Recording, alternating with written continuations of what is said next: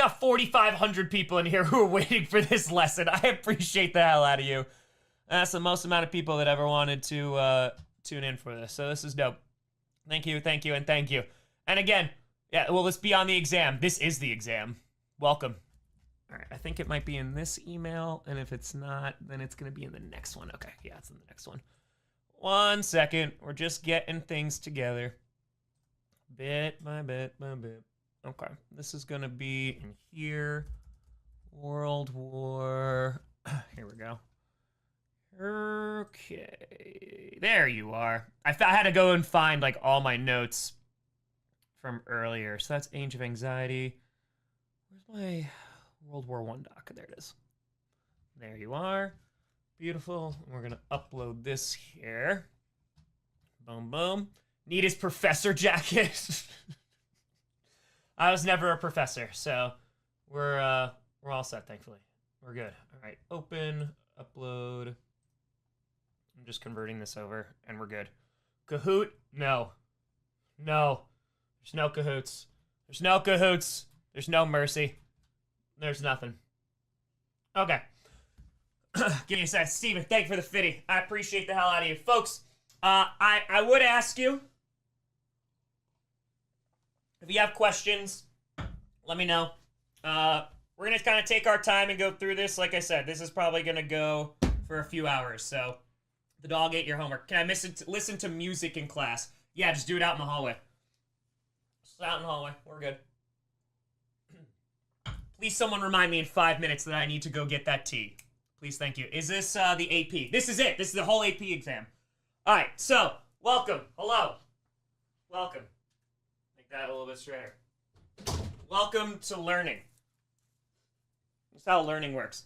All right, so this is actually my favorite. First of all, can you hear me? Can I have my AirPod in? Yes, only on airplanes, though. When it comes to this lesson, it is literally my favorite lesson to teach because it is my favorite time in history.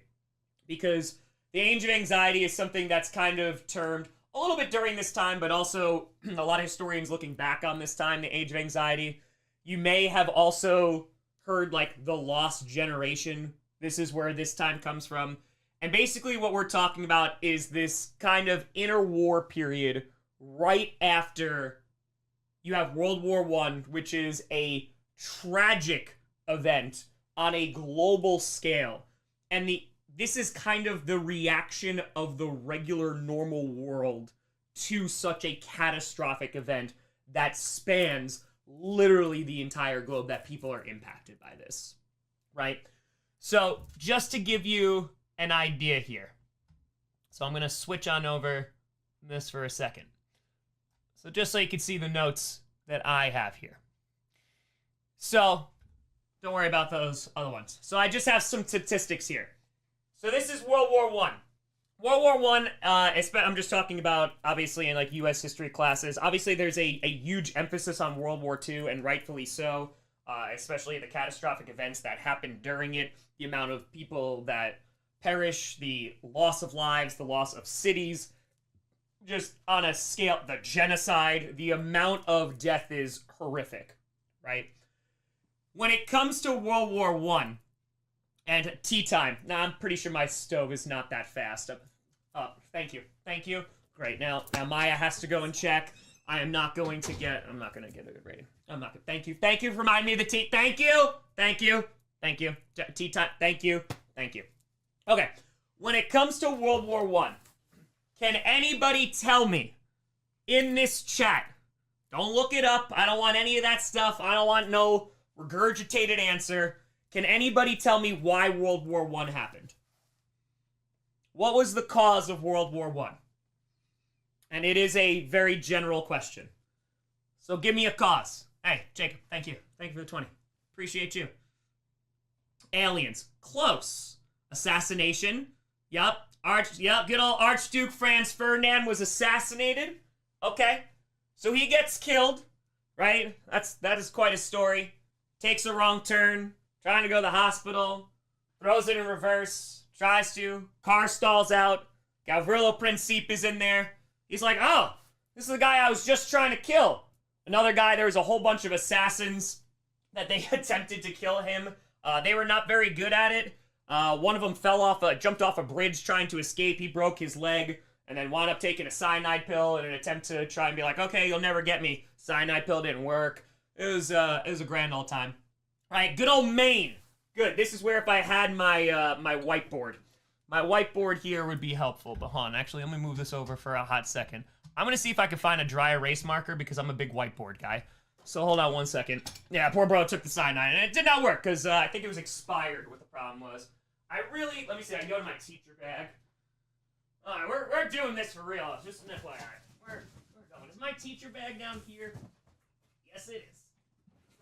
Yeah. Teacher bag. Okay.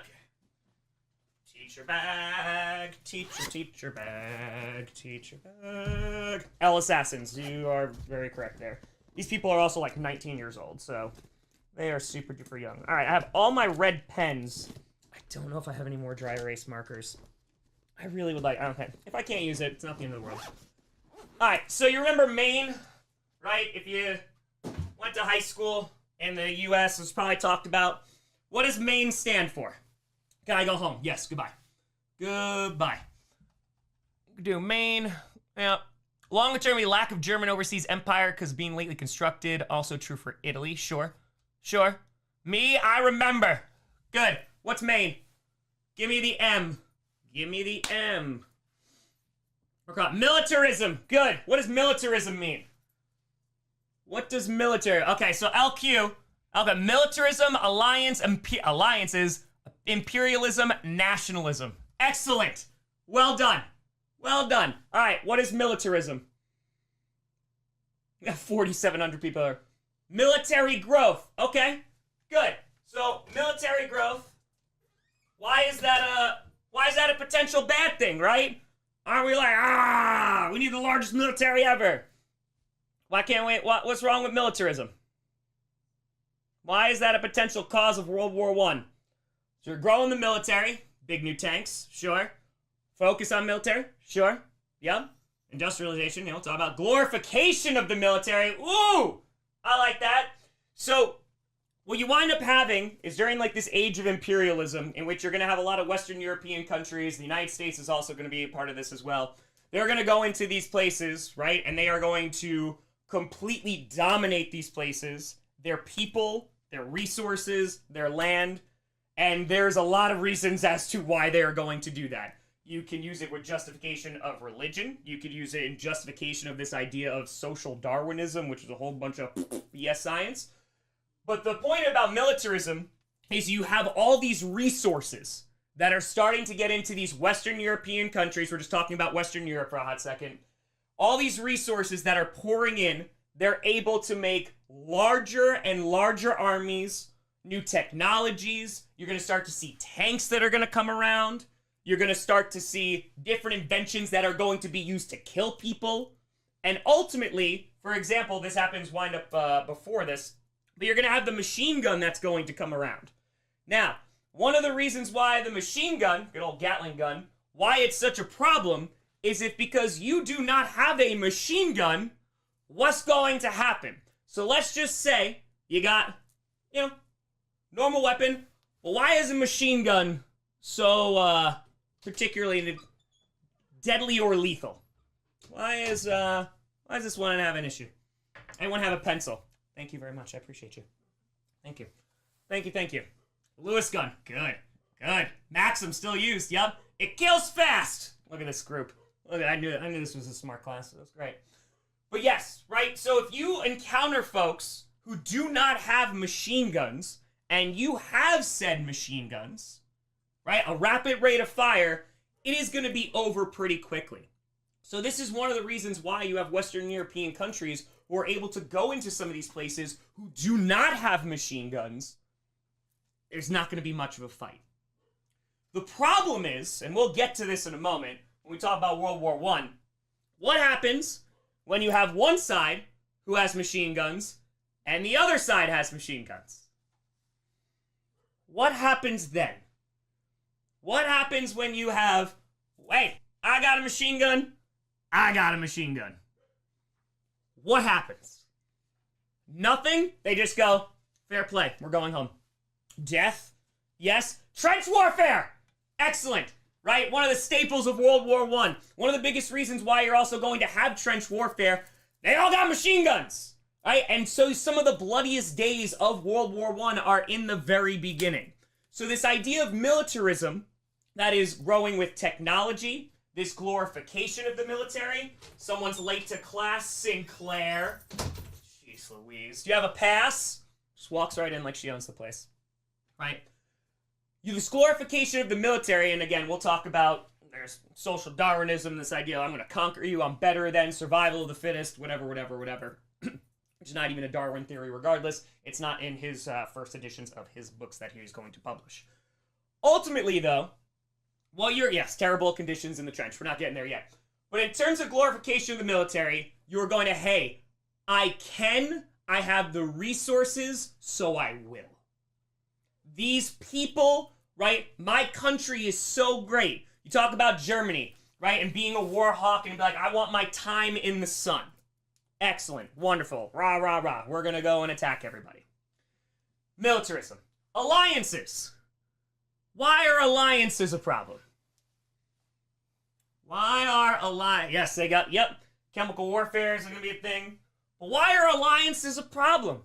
Why can't we be friends? Can you use your phone? Yes, just go outside. And by outside, I mean out. Forever. Why are alliances not so great? Why be double team a country? Phrasing. But yes. Sure. If one joins in, the rest, right? So the example that I always used is I would find a student in class and I'd be like, okay, so Mr. Terry, I see you. Mr. Terry. Let's say Mr. Terry and LQ, right?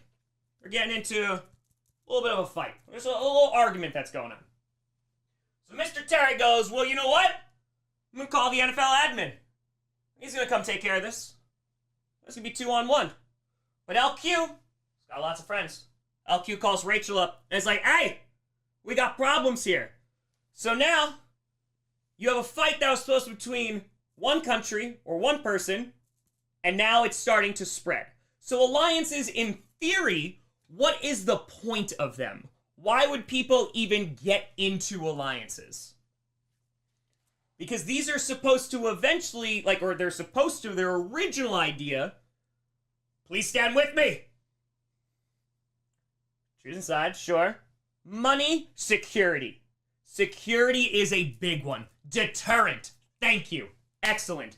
It's a deterrent because, hey, if I mess with country A, I'm going to have to mess with country B, country C, country D, country E, and I might have all of this weapon, this glorification of this military. Oh, I'm so amazing. I'm so good. But deterrent is supposed to be, okay, I would have to take on all of them, so I'm not going to. Right? So alliances. You start with a small problem, and by small I mean Archduke Franz Ferdinand getting killed, which should have been an issue between a couple of countries. That turns into a much larger problem. Right? Imperialism. Why does imperialism cause World War I? And everybody gets pulled in, even if you have nothing to do with it. Nothing to do with it. But give me imperialism.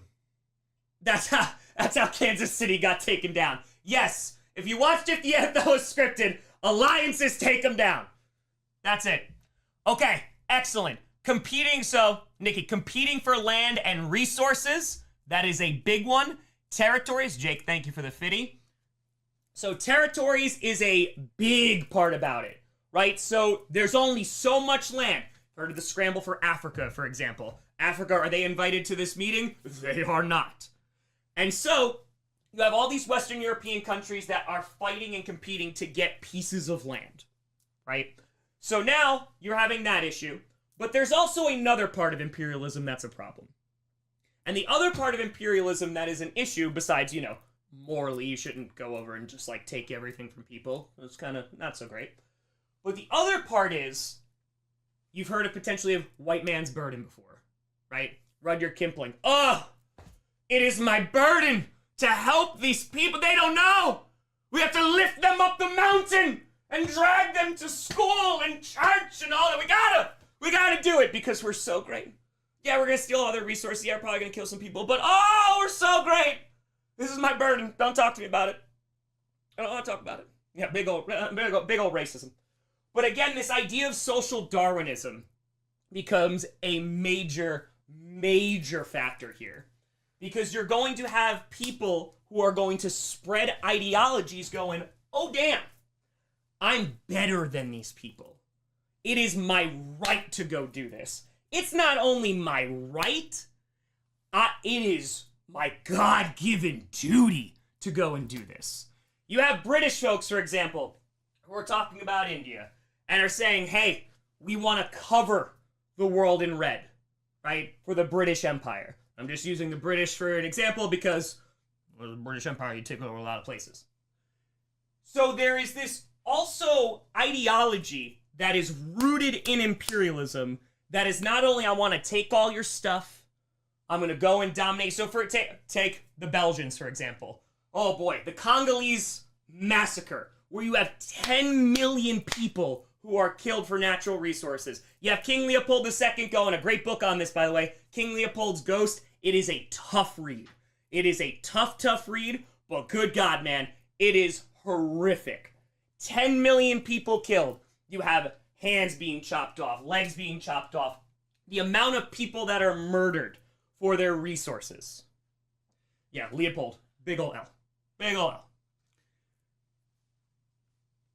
At some point, well, first of all, Leopold's able to convince them because he's going, hey, we're going to go into the Congo. Resources? Well, I didn't even know there were resources there. No, we're just going to educate. We have a true heart. We're just going to go educate. And all the other countries like, ha, Leopold, sure. Go waste all your money and go and educate them. And they killed 10 million people. Imperialism. Problem. And now, the last one. Nationalism. So, what can be the problem with nationalism? What can be the problem with nationalism? Isn't nationalism great? It's my country. It's the best. We're number one. It's great. Sense of national pride. Ooh, I like that, Sergeant. We are better than the other. Because if my country is the best, well, then what does that mean? Right? I'm from country A. I go to country B. A. We're better than you.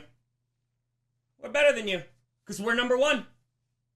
And so now there's this hierarchy that's created. And this is happening in multiple Western European countries. Because it's this idea of, hey, I'm better than you. And now, here's how I'm going to prove it. And you throw in militarism and all these technologies. Oh, and we are just killing thousands and millions of people. And look how awesome we are. And we're getting all this land and all this territory. Blah, blah, blah. Nobody can stop us. Well, when you conquered those places, and you turn around and go, oh, not too many more places to conquer, or, hey, my military's so great, maybe I want to test it out. Right? We talk about, this is like going further into history, but this is what we would do in terms of creating connections. So, not the reason, but one of the main reasons, Matt, appreciate you for the fitty. One of the main reasons about the atomic bomb, right? The atomic bomb cost a lot of money. A lot of money.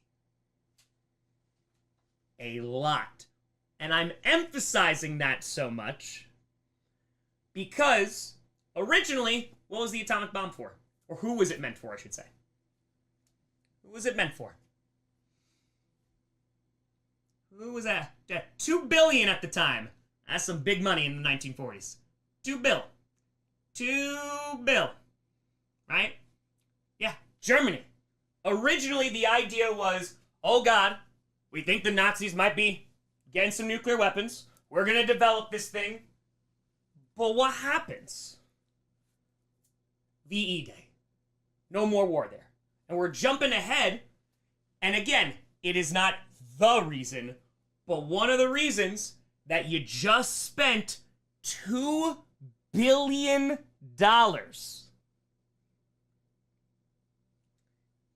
be a little bit difficult to justify spending $2 billion and not doing anything with it. It's not the, but it is one. And so, you build up this massive military.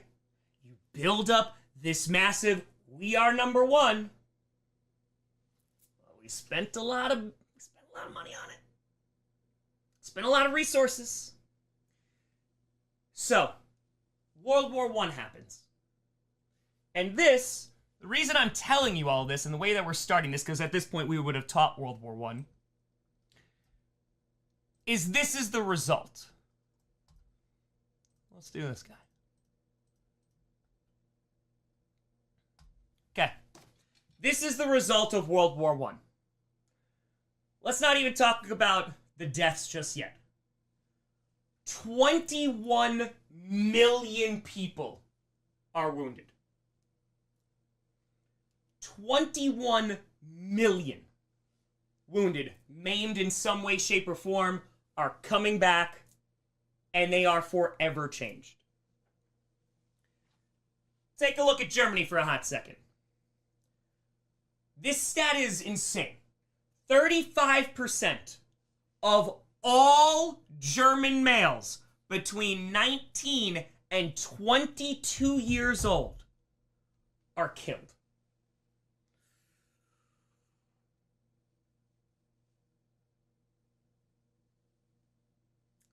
So beyond the obvious of why that's a major problem, why is that a major problem? Why is that a major problem? Besides the obvious, obviously. A little cause for concern. A little bit. A little bit. It's the youth. It's literally an entire generation of people gone. And if they're coming back, they're different. And a lot of times, it's not in a good way. Germany, again, estimates, 2 million soldiers killed. Austria-Hungary, 1.2. Turkey, Ottomans, 325,000. Bulgaria, they lose 100,000. Britain, 750,000 killed, 1.5 million wounded. France, 1.4 million soldiers killed, 2.5 million wounded. Belgium, they lose 50,000 soldiers. Italy, they lose 600,000. Russia, oh boy, Russia goes through it. They got a civil war that's going on. They got to pull out of the war. They got a whole lot that's going on. 1.7 million people killed. America, United States, should be more clear. 116,000 soldiers killed. So now, this is my question to you. So after all that, after all these people have died, these generations of young people who have gone out to fight are dead. My question to you, take a moment. If I were to ask you, if I was a parent of one of these kids, if I was a person in their family, and I go, why is my son dead? What is the answer you give me?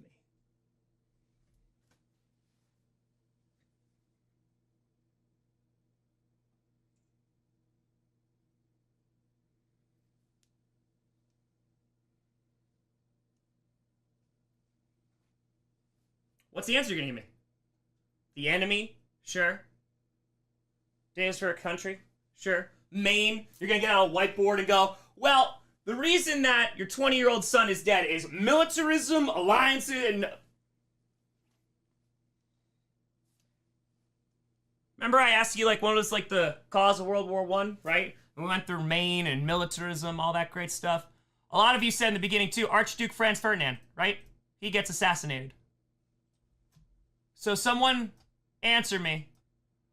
Why are 116,000 American soldiers killed because Archduke Franz Ferdinand's assassinated? Why are 1.4 million French soldiers killed when Archduke Franz Ferdinand is assassinated?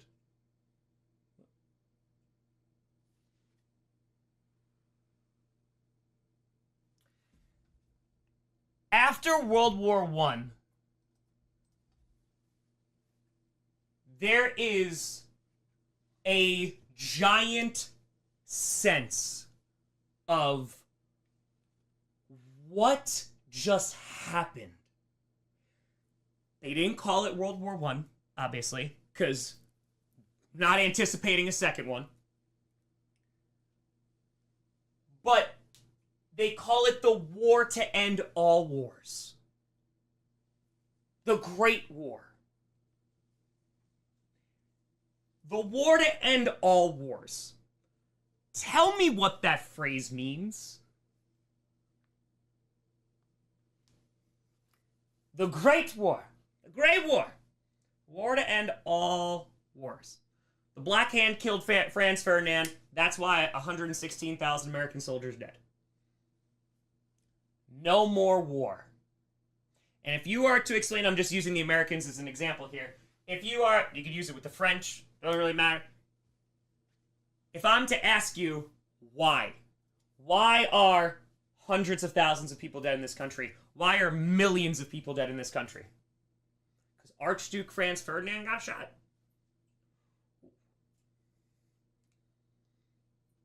The devastation that happens not only in the cost of human lives, but the devastation that happens to, because of course, will somebody think of the economy, but in actuality, holy crap, the amount of debt that these countries are going into to fight a world war, where you are in the trenches, inches, just trying to fight over inches. Generals have no idea what they're doing.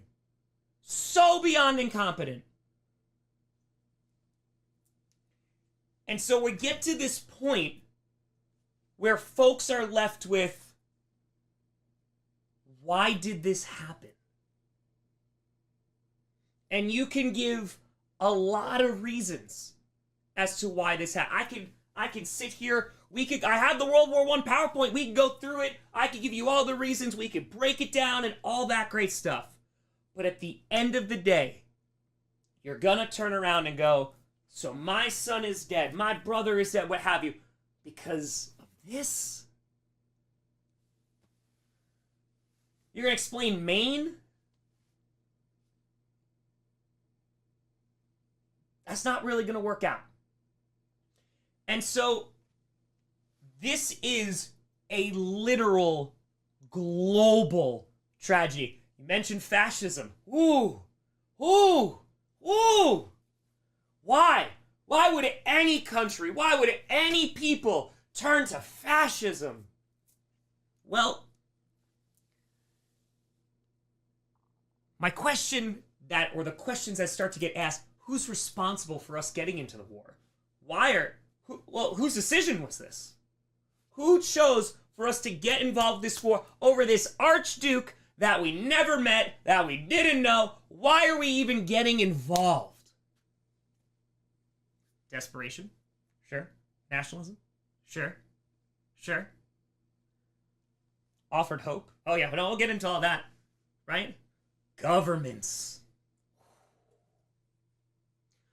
Why would my government do this? Why would my government let this happen to its people?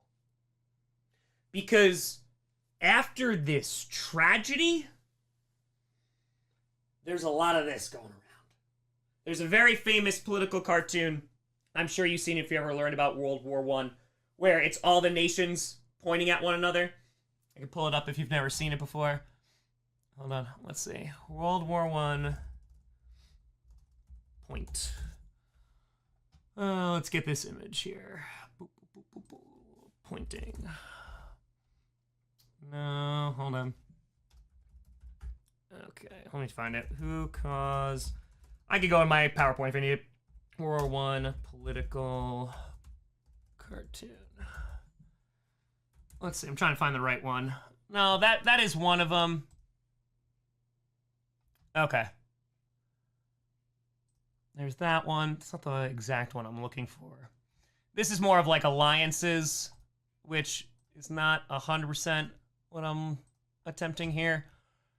I could open it in the other one. I don't know why it's on Reddit, but this is like the whole alliances, right? Of like, oh, it's you, and if you do that, and if you do that, that's more illustrating the alliances that we were talking about. But there's a great one where they're just pointing at one another when they're saying, like, who's to blame for this, right? Because that is one of the major reasons why Germany is going to get so ruthlessly punished after this. We talk about, hey, like, they're a huge problem. They're the ones who started this, right? We're talking about World War I, just to be very, very clear. They're the ones who started it. And so a lot of folks start looking at their governments and going, why would you do this? Maybe we need to start questioning our government a little bit more. Cartoon's literally my quiz. Yeah, they're all pointing at each other. One of the great things that I have students do is I ask them straight up. I was like, okay, give it to me, short little writing assignment. Whose fault is it that World War I happened? Blame one. Who do you blame? Bunch of folks, Germany, right? Going to the Balkans, up there. But the point is, after all of this, right? Crime of the Ages. Oh, is that what it's called? Is Crime of the Ages? That sounds... If I can do this. Boom, boom, boom. There it is. Thank you so much. Oh, that was so helpful. I appreciate the hell out of you. Thank you, and thank you. It's super small. We'll zoom in. But this is exactly what I was looking for. Right? Crime of the Ages, who did it? What's the crime? Millions of people are dead. Millions. So who did it? Everyone's pointing, right? A lot of folks pointing at Germany, Austria, they're pointing at Serbia. You killed my guy. Italy's chilling. So there's a lot of, oh, we got to find someone to blame. Governments are going to be blamed. But this is where, and like we're going to talk about the government element of it too, because interwar period, there's a ton of government strife. There's a whole lot of unevenness when it comes to governments. But I want to go deeper. And this is why nobody is pointing at themselves. Of course not. Because someone, if it's my fault, right? If I punch somebody in the face and that starts a massive brawl and they go, all right, well, who threw the first punch? Uh-oh. I'm going to get blamed for this. Germany going to get blamed for this. Russia's like, we're dealing with our own problems. We got civil war. Well, you going to get punished. Treaty of Versailles? Oh, they punished Germany. Oh, they punished them. Because we need to look for somebody to blame. And so, the history that I like, and the history that I prefer, is I want to go deeper than that. I don't want to just look at, okay, government, super cool to talk about. But if you're asking the question, how could my government let this happen to me? What other questions might you start to ask that are not about your government?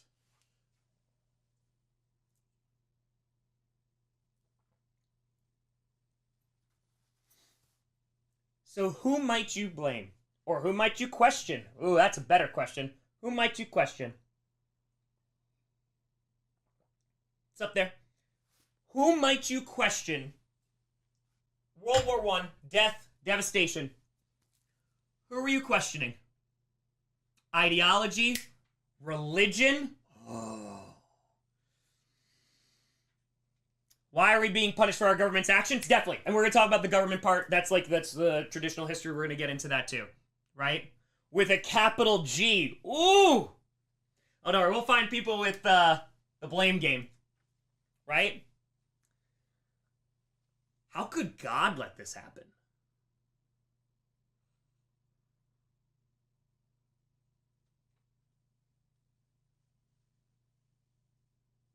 Old leaders, 1,000,000%. 1,000,000%. You're going to start to see a wave of a whole bunch of different political ideologies that are going to come about. You're going to see, in Germany, that is going to be a major part of it. You're going to see multiple factions. They're going to start tearing themselves apart. Nationalism. Sure. Nationalism. Oh, don't worry. We will talk about, yes, Jews getting blamed. Oh my God, yes. Scapegoat, 1,000,000%.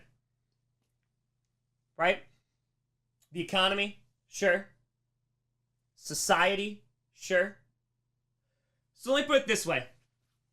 Before World War I, there's this period of time that happened significantly because I know this is going to sound kind of ironic. You have the Crimean War and all that great stuff, but in terms of leading up to World War I, when we're talking about skirmishes and fights, there's not a lot that are on this. There's definitely not on the scale of this, but there's not that are particularly, how do I put this? Between, again, specifically like Western European countries, one, they're not really fighting themselves too much. The totality of the war is not as grand, I should say, in which like casualties would have you for Western European countries. And when you have, as we were talking about with Maine, if you have this glorification of the military, if you have this glorification of your country, we're better than everybody, boom, boom, boom, boom, boom. It's big. Napoleon's a big one.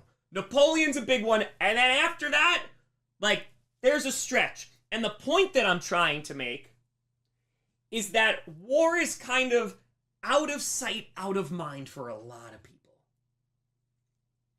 And when you start thinking about war, and if you're not impacted by war, and if you're not touched by war, and you've grown up your entire life, and you haven't had to deal with anything regarding war, what might you start to think about war? What might your feelings be about war? Repressed? We're getting there. A grand adventure! We're going on an adventure!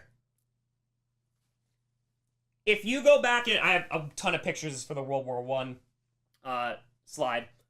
If you go back and look, there are poems written about war. Romanticizing it. Someone I saw in the chat said glory. Oh, the glory! Bring it back to ancient Greece. Let's go! It would be an honor. And I mean, our country's #1, so we'd win, obviously. We're so great. And a whole lot of countries are thinking that. We can't wait. They're marching down the parades. There's people throwing flowers. Oh, we'll be back at the end of summer. Won't be too bad. Don't worry. Millions dead. And now, that war ended the idea of it being glorious. Yeah. And now, we just fought the war to end all wars. Which means we're not fighting any more wars. Ever. Be over by Christmas. I'll be back for Christmas. Save the presents under the tree. Years. Millions. So now, well, we're not fighting anymore. And you had, as we were talking about, a generation of people not touched by war. Oh, look over at America. Not touched by it.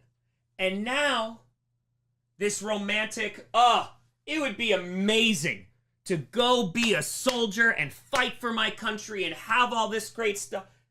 And World War I happens.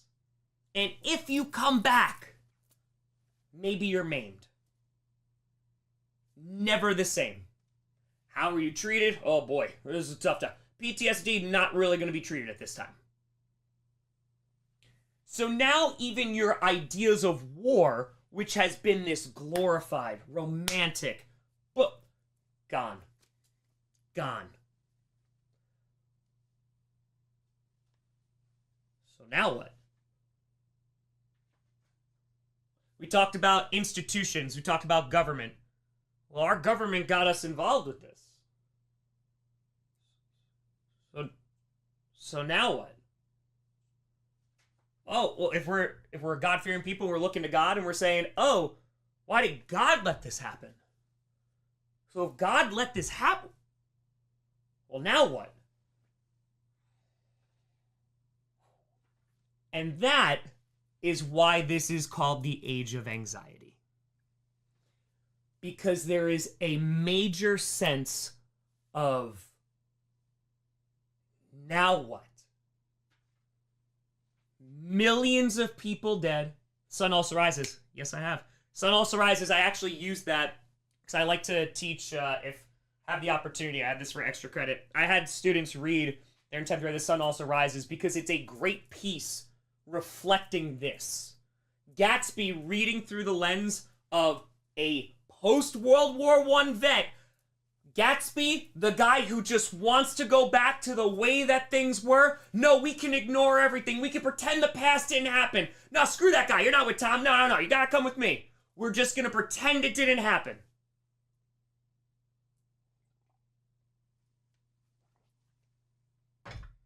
But the problem is, you can't go back.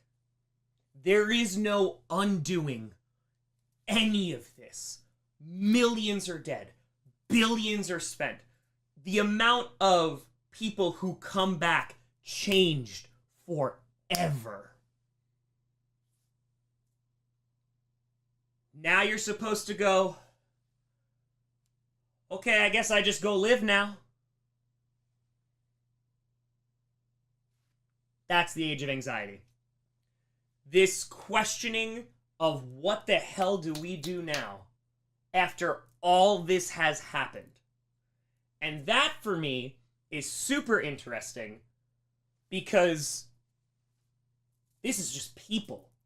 You have a major event, a major tragedy that occurred, and this is a global tragedy. One that has ramifications that are obviously not dealt with and are going to get even worse. But for everyday, regular people, what the hell do I do now? And that's what this is. So, let's get into it.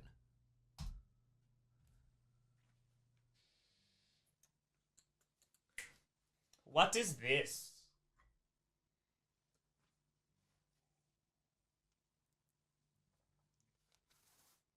What is this?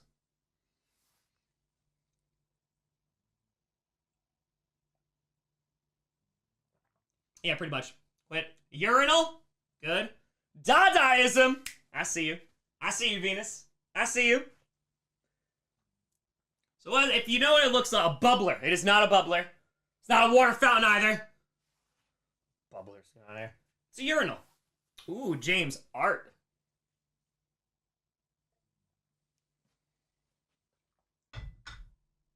So, this is a piece of art called The Fountain, or just Fountain.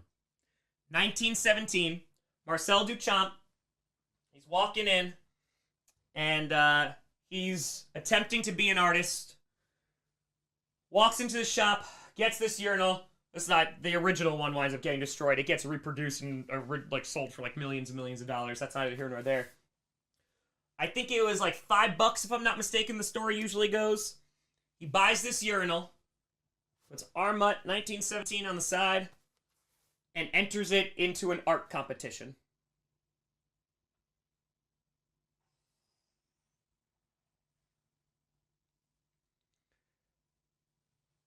Why?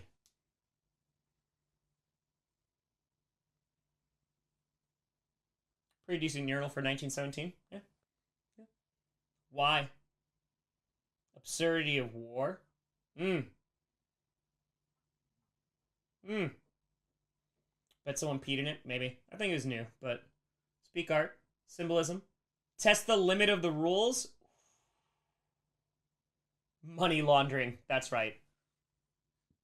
That's it. That's it. It's not money laundering, but yes. Good old symbolism. War. So, I'm going to ask you a different question. We're talking about institutions, God, religion, talking about government, all that great stuff. Culturally, can anyone tell me what art is?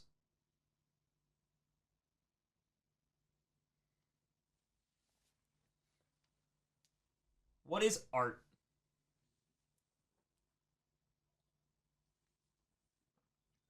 Forgot to actually make art, grab at the last minute. Exactly. Exactly. An idea, subjective, challenging, empty, expressing, representation, thought, expression, subjective, of course, expression, expression. I like that. Cultural views, an expression of an idea. Nice.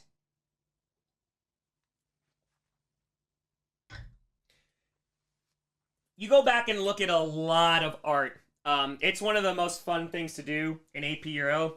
I love looking at art and historically because it's a great reflection of what's going on in the time. If you want to know about the people of the time, you like read their books, you look at their art, and that's going to give you a kind of pretty good idea of what's going on. And a lot of art for a very, very, very long time. Who was it for? Who was art for? Who was it made for? A lot of religion, the rich, the church, the elites, right? You see a ton of religious artwork, right? Then you're going to start to see artists who are going to paint, peasants, more common life. Oh, right? You're going to have realism that's going to come in here. But for a lot of art that is going to be created, it is based, like, look at Monet, for example, which, by the way, was Monet very popular when he was around? When he was actually alive? Not so much. I got a lot of afterwards. But people are just like, ugh, that's ugly. You get up real close, all these paint strokes, hideous. Looks terrible. But when it comes to art, a lot of it is realistic. For a very long time, you look at the Renaissance, you look as things continue to go, right? You go through romantic periods, what have you. But a lot of it is based off of. And Monet, when he put, well, that's not really realistic. Ooh, I don't like that one. So for a while, not very popular. And so now we get to this point where art, for a lot of things, whether it's for the church, whether it's for the elite, a lot of times art is there it's making things look pretty, right? You look at a lot of, and again, we're looking like Western European art. Look at a lot. Oh, look at this flower, right? Look at this beautiful person. And again, there's religious stuff as well, right? Nice and pretty. Art, now, Marcel Duchamp, a urinal, art's something you piss in.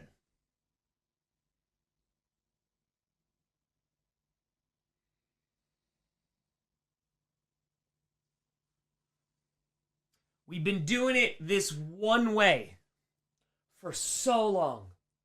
Art, it's for the elites. Oh, it's for the rich. Oh, it's for these major institutions.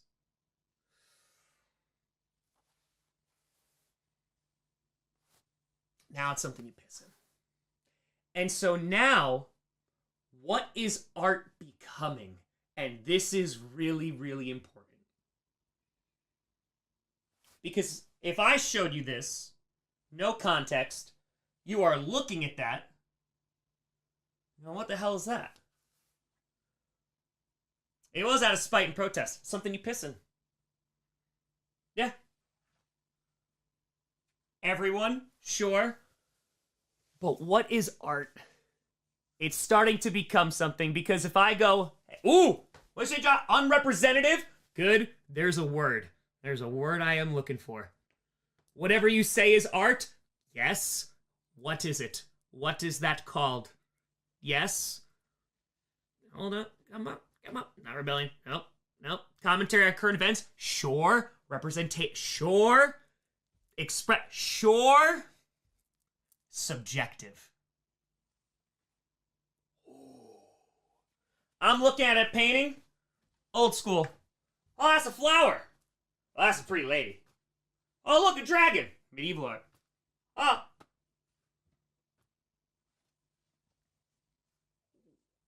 Art is subjective now.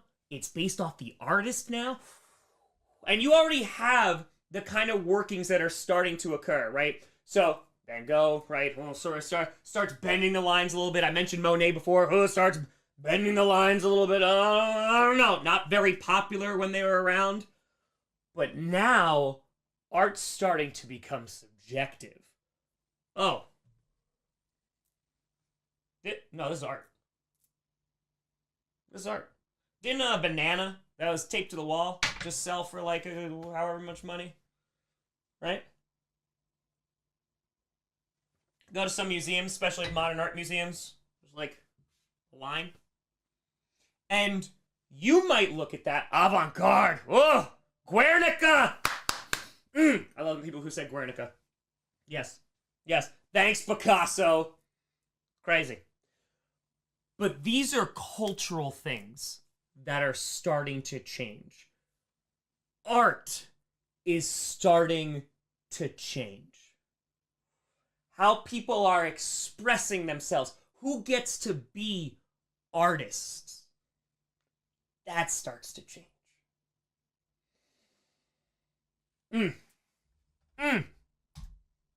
So, we're going to jump into some stuff here.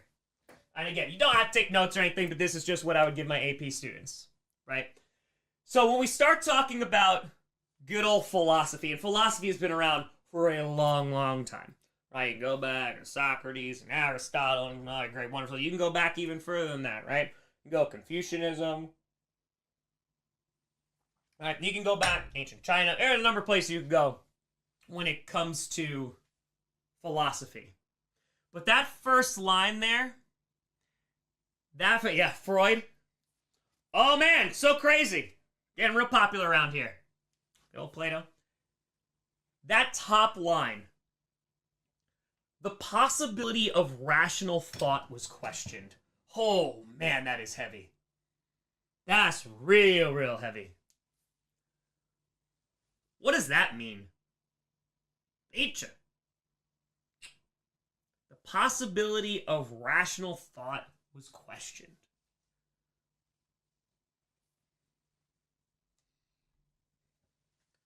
What does that mean? There's some interesting. Yep, there's some interesting folks. Interesting ideas. Is the sky blue? Well, that's kind of crazy, right? What? What do you mean rational thought's going to be why would that be questioned? What caused that to be questioned? What major event caused that to be questioned? What's the event that is causing people to go, oh, maybe, we can trust people to be rational? Ooh, World War I. Because if people were thinking rationally, if our governments were behaving rationally,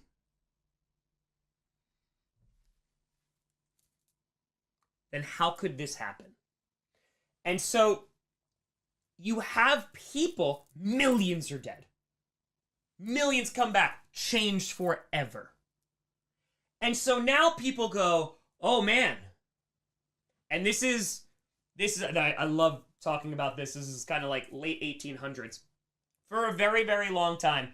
And you can go up to Reformation, because Martin Luther changes a ton of stuff. Just the butterfly effect that comes out of that. For a very long time, and I'm just going to use, because it's not really, it's like Middle Ages all the way up. It gets tested, scientific, gets tested, Enlightenment. But what is one of the major foundations in people's lives, which, if I have nothing, I am at rock bottom. But at least I have this. Religion. At least I have this. You have how many years, right? That folks are even just like, damn, even if my life sucks, and for a long, long time, the average life of an average person, of the working poor, of the peasant class, the majority of people who are on this planet, for the majority, their lives sucked. They were terrible. They were not fun. But for a lot of people, it's like, that's kind of cool. Exactly, Dan. Bob, thank you for the pity. Ooh. At least my next life will be good. That'll be solid. And this is not even a comment on religion. This is more of, this is a foundation for people. And some people put a lot of faith in those foundations. And as time is going on, and we're talking about Western Europe, this is going to spread to the Americas, 100%, there's something that bumps up against religion and starts to become people's new foundation. Does anybody know what that is? Religion on the masses is going to kind of get replaced and is kind of going to be, where is it, Sergeant? Science.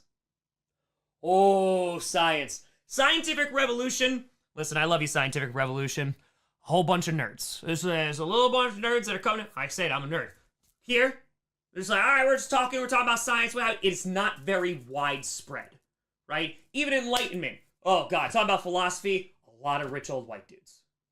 A lot of them. There are exceptions, but they are exceptions. And so you have it for this very, very small minority of people. This different class that is not operating with the majority of the world. They are following a different set of rules. However, that changes. Especially when you're getting to the end of the 1800s, you're starting to see things that are going to change the world. You're going to start to see mass education, in which now, for one of the, thank you, mass media, mass literacy, because for a long time, the majority of people couldn't read. You talk about Martin Luther translating the Bible into German, that is a major moment, because a lot of people could not read Latin. But you know who could read Latin? The priests. Come here. You're getting the word of God from the priest, right? But now, here you go. Here's a Bible. Read it. Have your own relationship with God. Changes the game. And so now you're starting to have, again, end of 1800s, people are connected. Newspapers, mass education. You're starting to get, science is spreading. These ideas that were once not really talked about or in very, very small communities, they start to spread. And we know, the church has a big old problem with science when it comes out. And they're like, yeah, we're going to kill these people. Because, again, we want to talk about for how long Earth is the center of the universe, right? Church is saying it, 100%. Well, if we question that and go, actually, it's the sun of our solar system. We actually go around the sun. Gotta go around the sun. Thanks, Galileo. Go around the sun. That can't be right. Because if that is right, what else is questioned? What else in there is not right? And so, as things are going to start to get the rug pulled out from underneath these people, foundations upon which people base their entire lives start to crumble. I had faith in my government. My government did this. I had faith in my religion. Didn't stop, didn't intervene with this. And even science is going to start to shift a little bit. Because you have a guy like Newton, right? Oh, this is great. Ooh, we're starting to get it quantum. Marie Curie. Ooh, we're starting to get radioactive. What? Relativity? Ooh. So this is why this is a fascinating time period. Because now, these foundations upon which people go, okay, I know things are going crazy. I can't put a lot of trust in anything. But I know when I let go of this pen, it's going to fall. I can rely on this every single time. Every time. But when you start to go, hey, relativity, maybe this thing that we've been basing a whole lot of science on,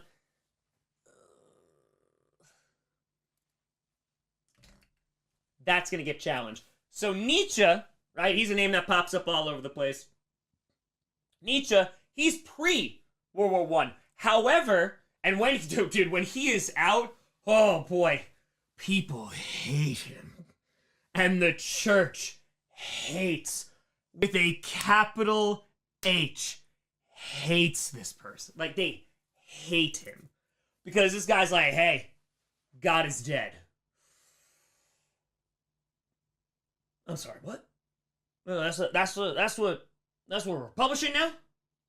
Now, again, for Nietzsche, he's talking about this and saying the fact that people have put so much faith in this, hey, going to a better place, hey, my government's always going to take care of me. It's not allowing us as people to reach that full potential. And when he's saying things like God is dead, he goes, do you know what that means? You could be the best version of yourself. You should do that to be your own kind of Superman. You should be that to go and say, wow, I am not tied down, but if I do this, I'm going here. If I do this, this is what's going to happen to me. And instead, you're free. Go and be the person that you want to be.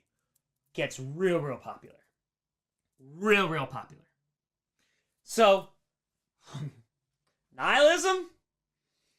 Whole lot of nihilism going on today.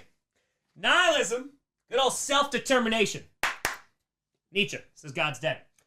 Nihilism, the rejection of all religious and moral principles, often the belief that life is meaningless. Oh.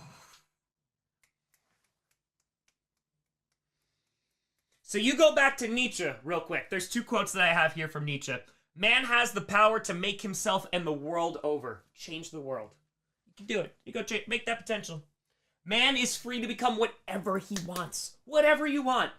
You're not going to be held down by this. No. Go. Nihilism. What's the point? What's the point? So if you've seen, just related to, like, have you ever seen that movie, Everything Everywhere All at Once? Right? There's two coins of this.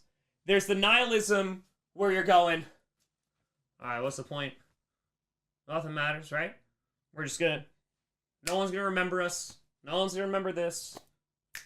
Hopeless, right? Nothing means anything. There's the other side of that coin that goes, yeah, I'm not bound down by that. Nothing matters? Sure. So while I'm here, I am going to make everything matter for me. I'm going to go and be like, no, this is amazing. I'm alive at this point in time, and I'm going to go and be whatever I want to try to be. Because nothing matters.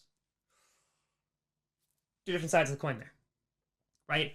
But this is the kind of stuff Nietzsche starts getting, his works start getting real popular post-World War I. And I think you could start to understand as to why. Talk about Freud. We don't gotta talk about the actual person with Freud. But talking about, we're gonna start looking in here. We talk about PTSD, right? Soldiers who come back. They got shell shock, they got PTSD. Governments have no idea what to do with them. No idea. Let's lock them in a room somewhere. Let's put them away. Let's put them in an asylum. Who knows what's going on? Let's shock them, right? Take out a piece of the brain. Just gone. Sigmund Freud goes, maybe we actually should look a little bit harder at the brain. Maybe we should go, there's actually a reason as to why you feel the way that you feel. There's a reason that you do the things that you do, the way that you behave. There's a reason that happens. And it could be things that you're repressing. You're holding down, right? A larger dog ran at me when I was a kid. For some reason, I'm afraid of dogs. Right?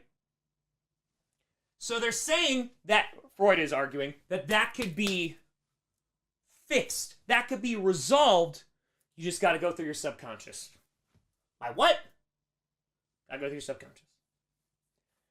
So my question to you is, and I don't even need you to understand Freud. I don't even need you to understand him. But what I need you to understand is, why do people like him become popular? Why does this idea that human behavior is controlled and can be explained by something else, something that happened to you, why does this idea, psychology, start to become popular? You say war, an answer, thank you, it's an answer. Why do we go to war? Turns out that guy's really into his mom. Who could have seen it coming? Oedipus. It's nuts. Crazy. Obviously being facetious there, but the idea that now, oh, okay, now I understand why we went. I understand. Got it. So it's not even your fault, right? There's a reason that you did. We gotta look deeper into it. So this becomes popular, and psychology starts to become talked about more. And this idea is going to be reflected in art. This is going to be in literature. This is going to be in plays. And you are going to start to see all of these changes occur in these expressive art forms. And that's why I said, if you want to figure out what's going on with the society at a certain piece, like a certain time, you look at their literature, you look at their plays, you look at their music, and you will figure it out. So, for example, imagine you're don't know nothing. You are dropped in to a library. You have no knowledge of anything. And you are given a book on 2024 and 2025. And you're given a whole bunch of, the internet, the memes, right? You are going to be, wow, all right, people, they're going through it. There's a time. You are going to be able to take and extract information from that based off the memes that people are creating. And I know sometimes it means absolutely nothing. Like, wow, they joke about death a lot. They're a lot. Those millennials, they're really doing that.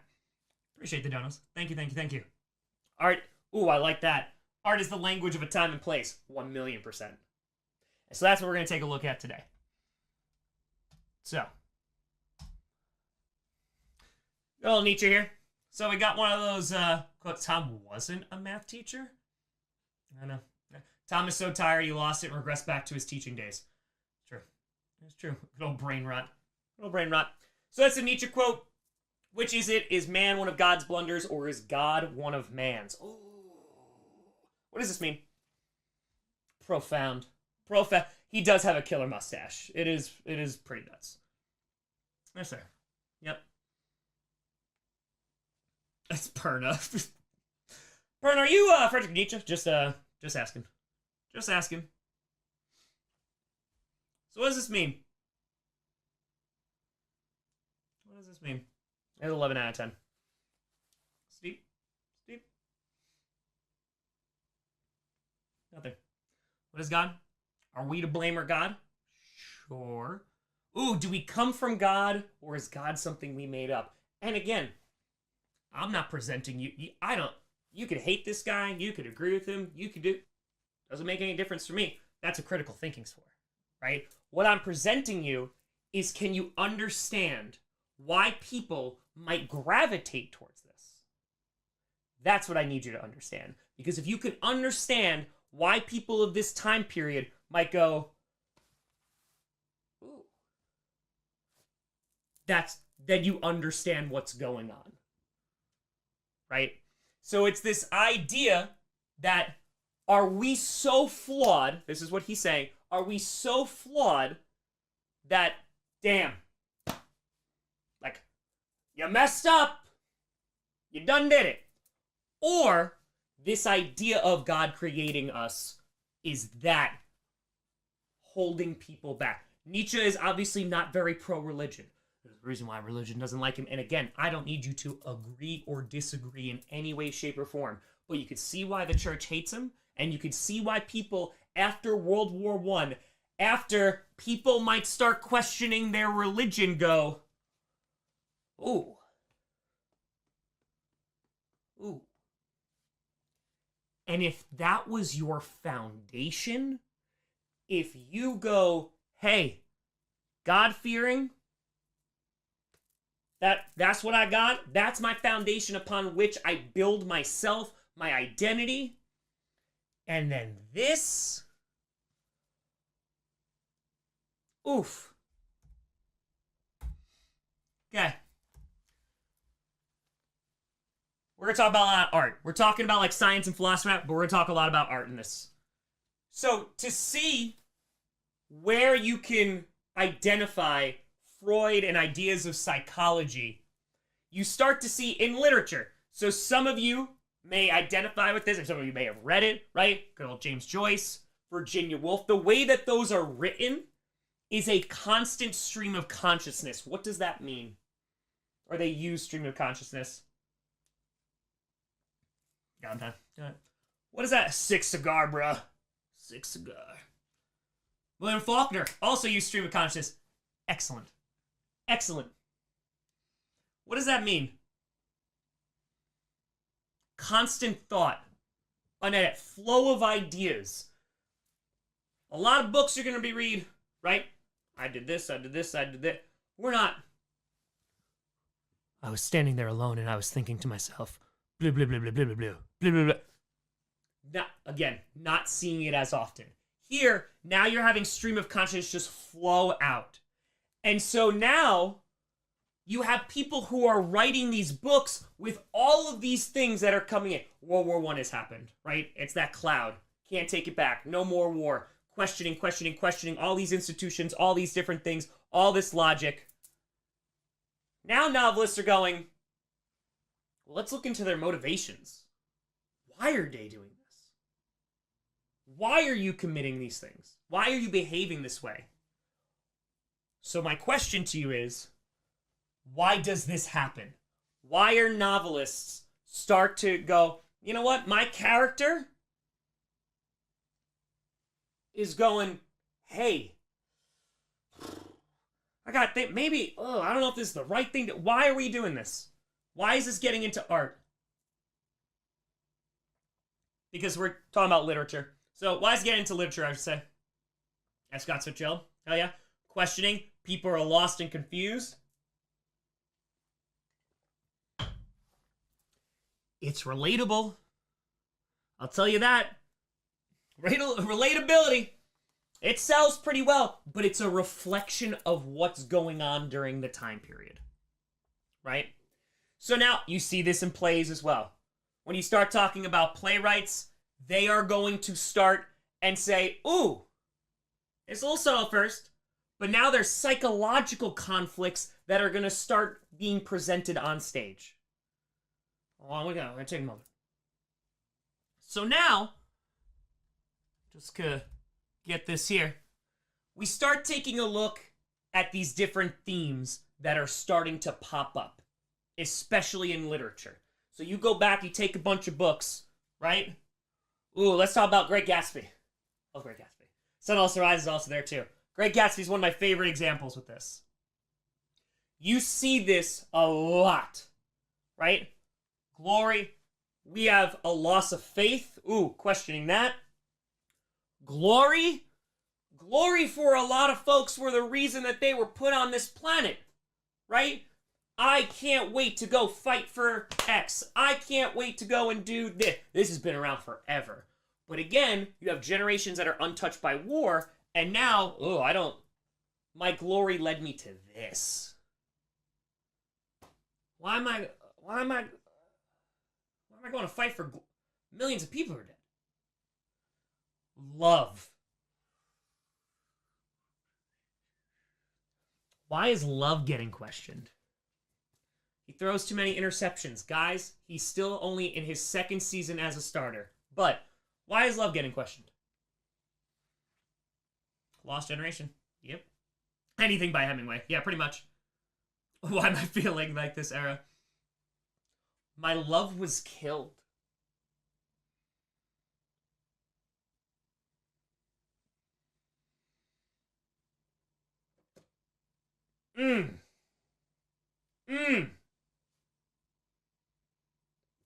Yeah, I had the love of my life. They died. Why? Archduke guy got shot. That's it? That starts to get questioned. Anti-war? I don't think I need to really go into this one. This seems... I feel like I've hit this home pretty hard. Yeah. Very, very anti-war crowd post-World War I. Who would have thunk it? This changes. And it changes quickly. It changes quickly. Lack of conviction. Ugh! Yeah, that was self-explanatory. Lack of conviction. Do I do this? Do I do this? Why? Why? Why is lack of conviction? Doubt? Mm-hmm. Consideration of consequences? The government sure were really, really convinced. They really believed in their conviction. I'm going to fight this war for glory, for my country, blah, blah, blah.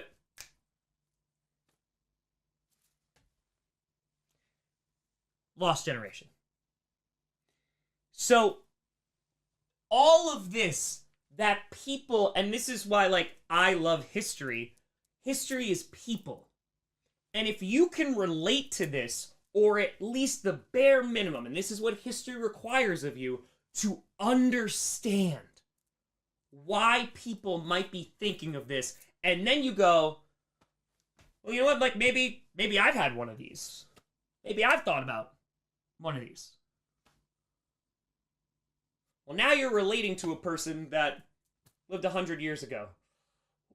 Now you can understand. Yeah, those governments collapsed. Yeah, a lot of governments collapsed. A lot of governments collapsed.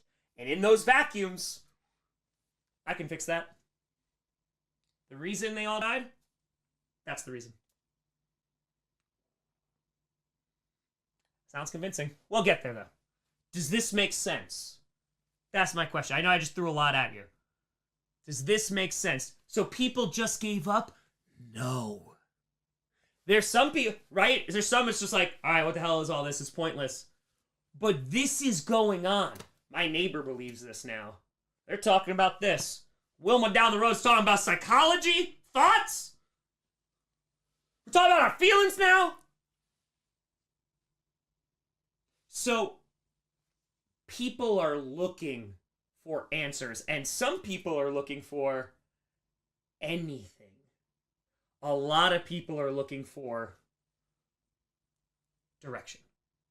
They are looking for where the hell, what do we, this was the first question I asked, what do we do now? There's no more war. Millions of people are dead. My faith in everything is shaken. If it's not broken, it is shaken. What do I do now? Height of the socialist movement in the US. During this time, a lot of ideas start springing up. A lot. And they become very popular. You talk about the Weimar Republic in Germany. I mean, we're going to talk about what goes on in the Weimar Republic in Germany. Kyle, I appreciate the hell out of you. Evan, answer. What do you got? But all these, this is how we fix the government. This is how we do this. This is how we do this. No, it's this way. Which is great, right? You get a lot of voices. Get a lot of voices here. Got a lot of opinions, got a lot of beliefs. Great, we're going to take the best ones and mix it all together. That's how it's supposed to work, right? The government's supposed to work of like, hey, you believe this, you believe this. We're going to compromise because we're going to work together for the betterment of people. And there was no government problems ever again. That's it. End. Okay, let's get into art now. As long as that makes sense.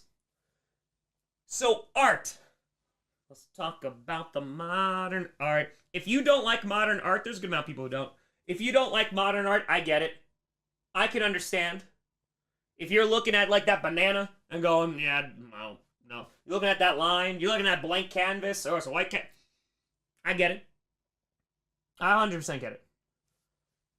But can you understand why this is coming about? And during this time period. We talk about modern art. This introduction, why it's called modern art, it is literally a break from traditional art. It becomes subjective, it's abstract, it's out there, I walk up to a painting and go, what is that? Where before I go, that's a flower, that's a pretty lady. I go, what's this? Carver, appreciate you. Thank you for the fitting. So, Surrealism, Dadaism, we're going to talk about it. Okay? So now, this wave and this movement of modern art is flowing. And now, it is this new way to recognize not only art, but it's also how artists see society.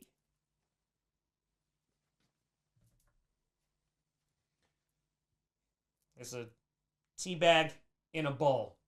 Well, actually, it's about imperialism.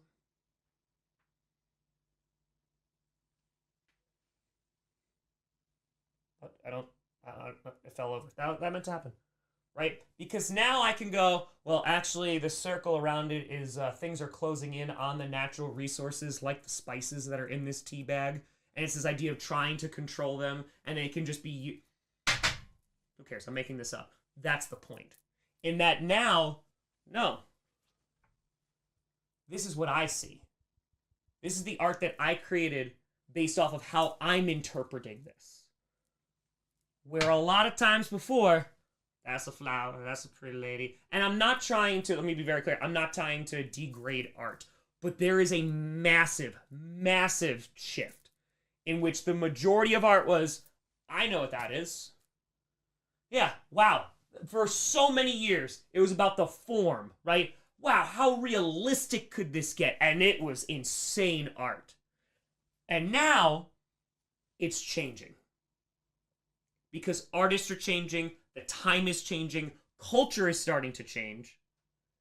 And so this beauty, idyllic world of like, everything's so nice. Look at this field of flowers. Oh, it's a nice person on a swing.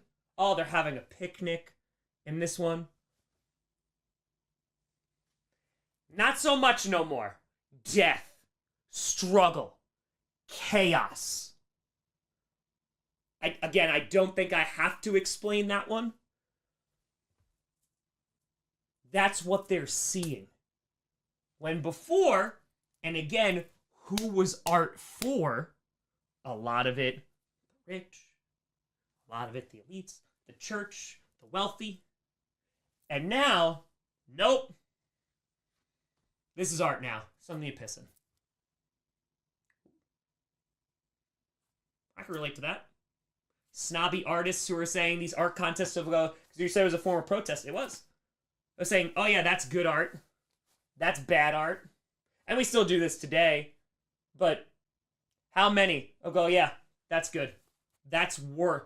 I'm going to put a value on this. This is worth millions of dollars. This is worth millions. Namas. Where they hundo. So Dadaists, this is a full protest against art. They don't give a... they don't care. They're gonna try and create anti-art. Oh, this idyllic, like, oh, this looks so... Nope. Here's a urinal. Art. That's not art. It's literally a form of protest. Because they're saying, this is insane. What is happening right now is insane. You're sending people off and millions are dying.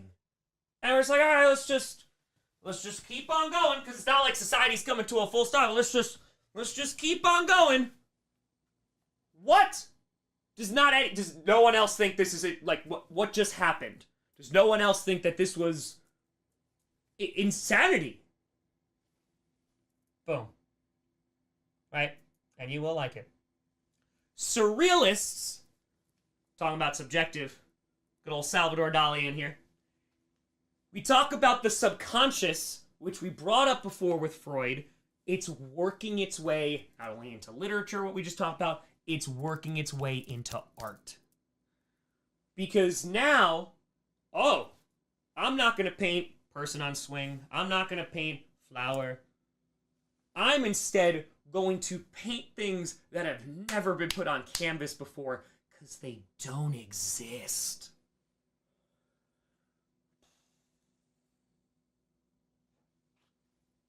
So, this bottom one here,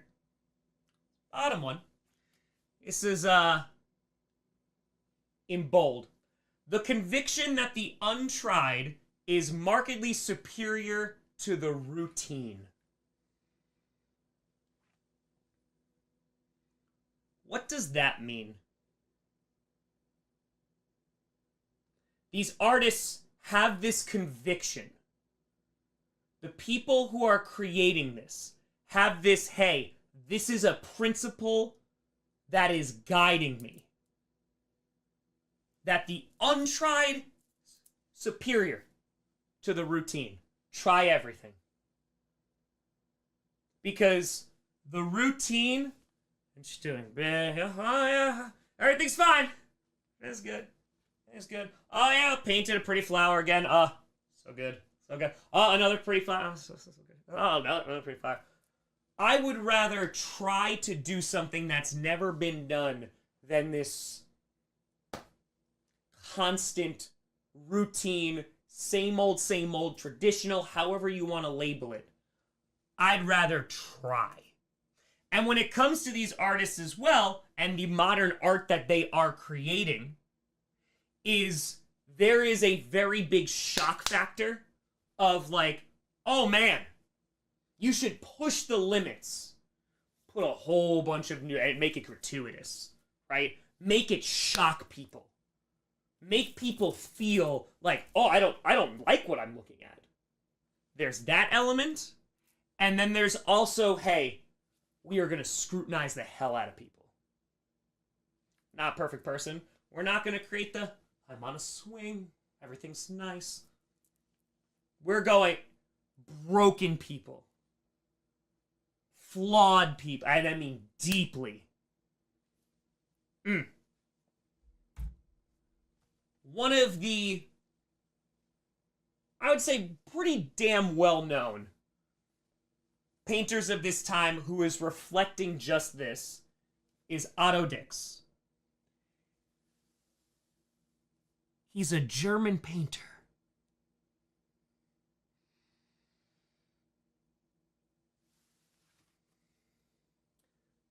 Germany, they've been through it, right? Because you could talk about Germany in a litany of different ways, but if we talk about the people, the citizens of Germany leading up to World War I, during World War I, and post World War I, Germany was one of the biggest rah-rah, we are the best. Time in the sun. Let's go fight, everybody. We're better than everybody. Wait, we lost? What do you mean we lost? We're getting blamed too? there's a ceasefire, but we... wait. There's a ceasefire, but we lost. Oh, and now we're getting punished. Oh, and we've also lost, like, you know, a couple million people. Not so good. So, famous quote here. I made a proper reportage to depict the havoc country's sufferings and wounds. What do you see here? We weren't supposed to lose. Show me the script. Indeed. Indeed. Like, what do you see here? Carnage. Death. Right? This is not something pretty to look at. He says, this is what I saw. And obviously, right, the way that this is going to be depicted, it's obviously not 100% but like this, this is what I saw. This is what war was to me. I saw these people dying. I saw all of this. And now I'm going to depict it in art. Oh, Otto, like, we were thinking a flower. We were thinking maybe do that. Oh, here you go. This is real. And so now, you're going to start to get this seeping into that Italian painter, right? The loss of a friend. You look at these are heartbreaking. Ash, thank you for the video. Appreciate you. Yeah, Tolkien. Yup. Whole lot of Tolkien in there. Yup. Heartbreaking. The horse? Yeah. You feel something when you look at it. Oh, you feel something. And not good. Oh, this is making me... Yeah, 16 million horses. Yep. Using World War I.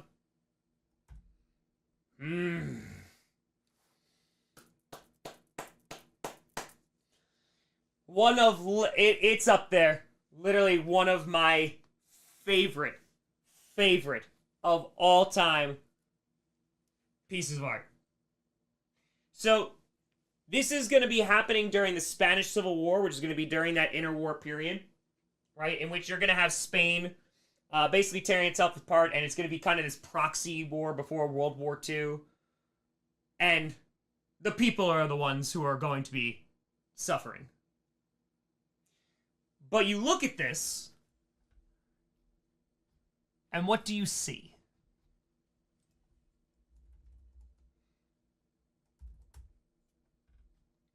What do you see?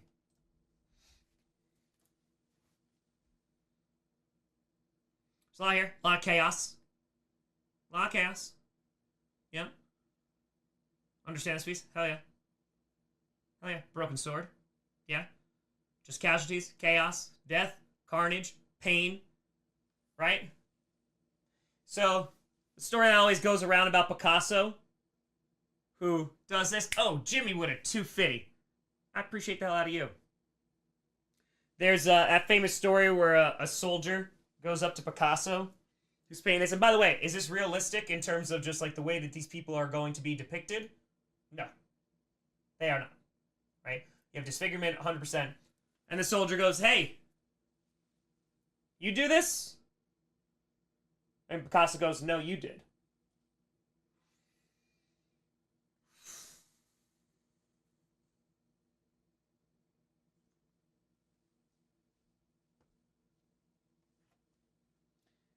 So now art, we getting subjective. We getting subjective. Oh, Picasso, let him know. Picasso, you did. You did. Okay. You start to look at how religious paintings are going to be depicted. A lot of times, energy, thank you for the fitty. So at this point during AP Euro, we have gone and talked about every single, good God, religious piece of art. We talk about a lot of different religious movements. Every single time, and you're involved with Christianity, Catholicism, whatever, Jesus is usually depicted when he's being crucified, right? Either it is going to, there's a lot of like holy, of like, damn, this and he's gonna rise from the whole 9 yards. You're going to see the actual passion, right? And maybe there's going to be a look of distress. This is something different. Dolly on the right, yep. This is something different. This? What the hell is going on there to the right? AP Euro, baby. Let's go. What the hell's going on there? There's a person. I think they're naked. There's a big tablecloth. It's there. Honestly, appreciate you. Tower.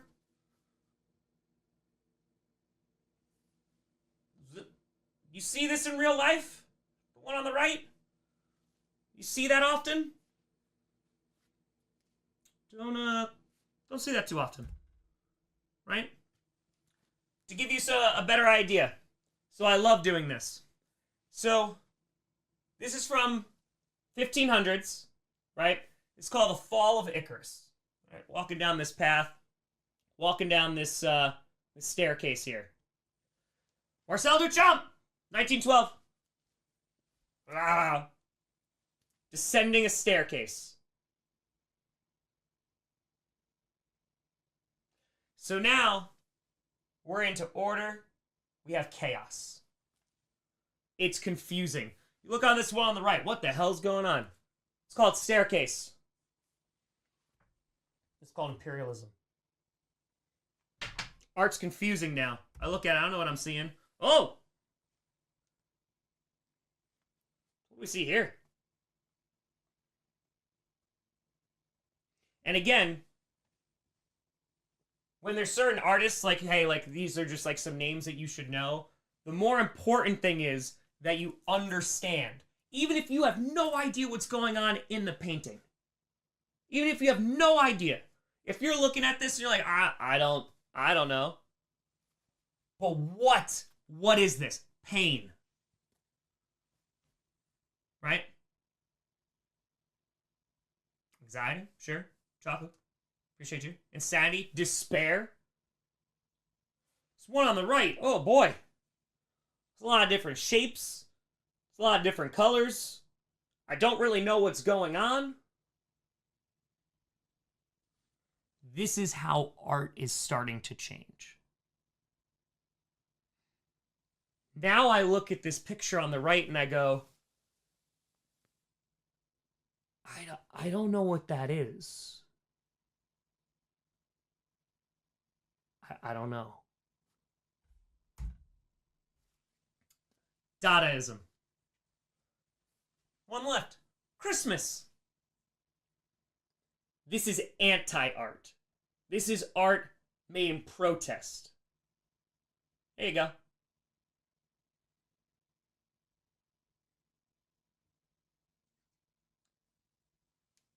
And again, looking at this, yeah, what were they going through? It's art now.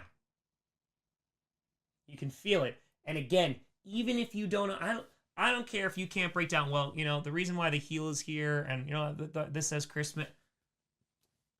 You are, like, that's great. If you have a passion to do that, I am going to foster the hell out of that. Art history is amazing. You want to die 1,000,000%.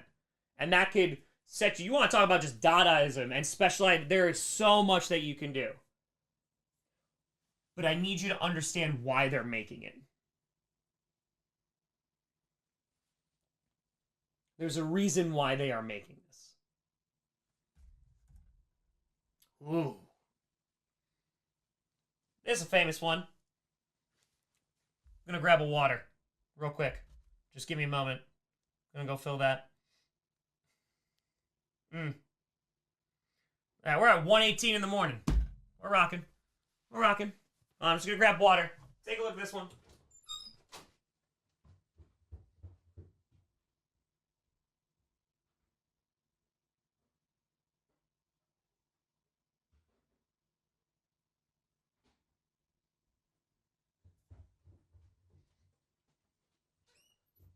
So Dolly's great. Dolly's awesome. Got some clocks melting. Persistence of memory. I do love this. It's dope. What do you got with this one? What do you see here?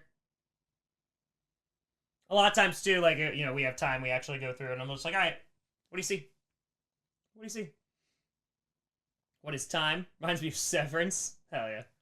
Time's an illusion. Yeah? Lost time, or foundation. Persistence of memory is what this is called. Persistence of memory. Spit.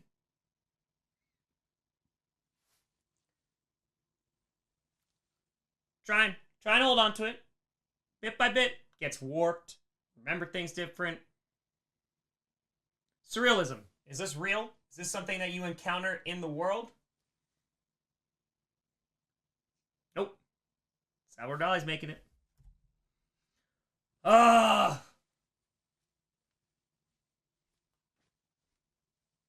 Renee, I'm a big Magritte fan. Big Magritte fan. What about this one? Hey, appreciate you. Thank you. A kingpin. Yes. Big one. What is this? What do you see? Man looks at fruit. Son of Man has to do with Eden. Okay, so you could have like some religious connotations in here. Faceless. Why are they faceless? Can't connect with the subject.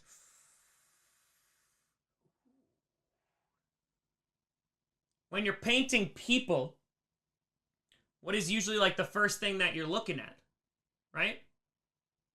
It's their face. You're looking for their eyes. You're looking for identifiable features. No connection. This got super famous because of a movie. So, back in the day, because what movie was this? Oh my god, what movie was this from? Like, right, she was wearing it on a shirt. Fault of Our Stars, thank you. Fault in Our Stars. Fault of Our Stars. The stars of our fault. Got it. So this, I used to love this one because it the fault of our star. It is in our stars, right? Fault in our stars. Yeah, it's in our stars. Okay. All right. This used to literally drive students insane before that movie. And I'm so upset that I can't do this anymore because it was so much fun. But I would tell them, this is not a pipe. This is what this is called. And so I would then go, what is this? I go, it's a pipe. John Green hype. This is a pipe. No, it's not. It's not. It's a painting of a pipe. And he's like, oh, you got me. That ain't real. It's just a painting. We got some things to say about art right now. Big Magritte fan. Can you tell? The Lovers.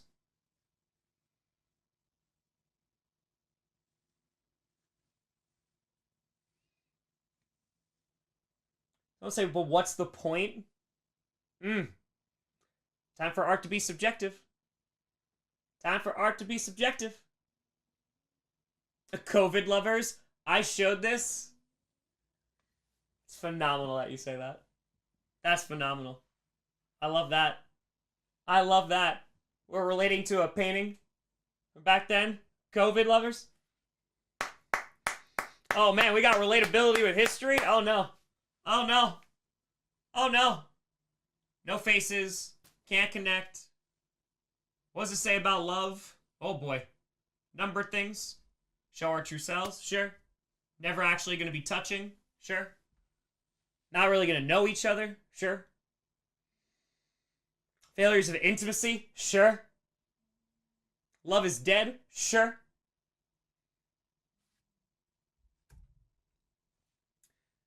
So, that's painting. It's literature. Some plays. Let's go a little bit further. Because what is culture without some other things? Let's talk about jazz. Let's talk about frackin' jazz.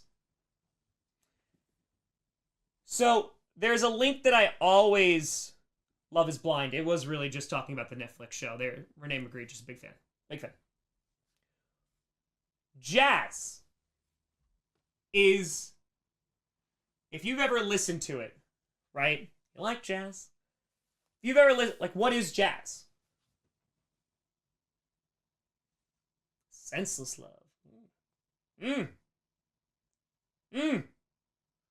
old music history. Like jazz. Not the basketball team.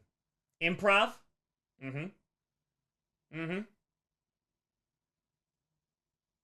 It's chaotic, right? Organized chaos. But now the purpose of music is starting to shift. In which you could go listen, and I have links for this too. I can just have you look them up just because I don't know if we have all the time. I don't know if I'll get copyrighted for showing the videos. But music before this and the purpose of it in kind of this like mass consumed is a lot of very slow melodies, right? And it's like, oh, listen to the words about how much they love people and all this great, wonderful stuff. Now it's fast. Now it's chaotic. Now we're moving. Now we're dancing. Nanas, appreciate the hell out of you. So yeah, breaking the rules of music? Oh! I'm sorry, what? Breaking the rules of music? No, not in my... During this time? I'm shocked. I'm shocked. So, Planck, Einstein, Curie, I love this. They make people uncomfortable. You start to have folks, because we talk about foundations, right? Culturally, things are changing. You have the way people dress. Flappers are down there. We'll get to masks in a second. Flappers, right? A change in style. And you have traditionalist folks who are just like, oh, no. There's a lot of conservatives, right, back in the day when it's like actual conservatives about going back to tradition. They're like, hey, no, got to make sure that we're not doing flappers, we're not doing jazz, we're not doing any of that stuff. We don't want this change. We are going to try and conserve the traditional ways. And a lot of people take comfort in that, right? Because change is super duper scary. And so now Einstein, people like Einstein, Curie, they are making people uncomfortable because they are making people starting to question science. I just told you about foundations. You had religion, which still is a foundation for a ton of people at this time. That's starting to get questioned by a few. And now you have people who are like, oh, science. It's relativity. Ooh, that sounds subjective. It's relativity. Actually, what you're seeing might just be what you're seeing. Science. Starting to get uncomfortable. So now, there is this other movement that is going to start getting a lot of legs here. You have this idea of mass culture, which is definitely happening in the late 1800s. We talk about people being connected more than ever. This mass culture of like, this is what everybody's doing. This is where you're going to... The example that I absolutely love to use is deodorant.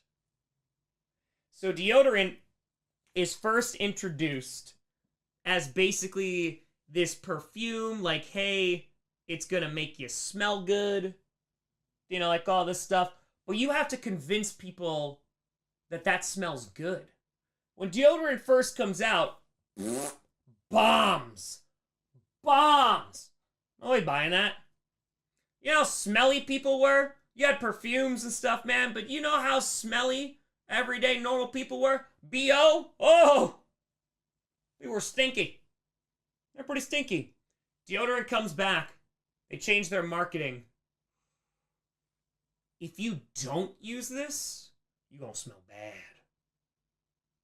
Your natural body odor, which has been the natural body odor that people have been smelling for ever, if you don't use that, you smell bad. Your natural body odor, that's bad. And this is not a commercial for like, hey, you know, don't use deodorant stuff. Please use it. Please. Please. But this idea of, hey, now there's something wrong with you if you don't have this.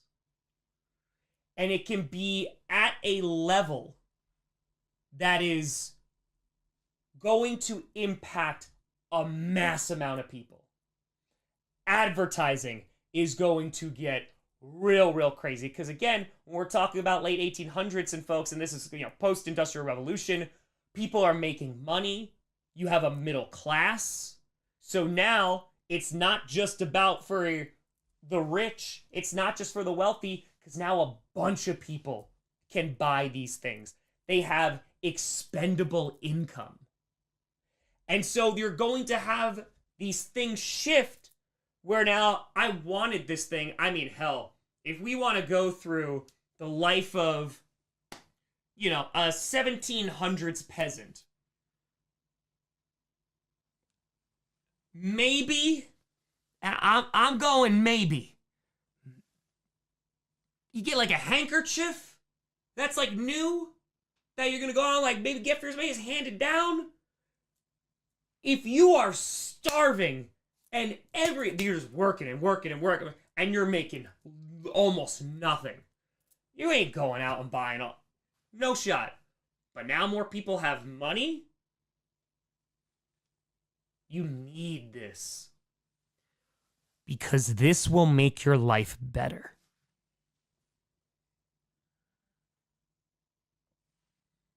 World War I. Devastation. Tragedy. Questioning all these things. My life, I am questioning. My love, my religion, my government. This will make your life better. But I don't have money. I spent a lot of it. Oh, you could use credit. What's that? Oh, well, like, we'll like give you the money. Like, oh yeah, like you're good for it. Like, you'll pay it back, but you don't have to pay for it now. So just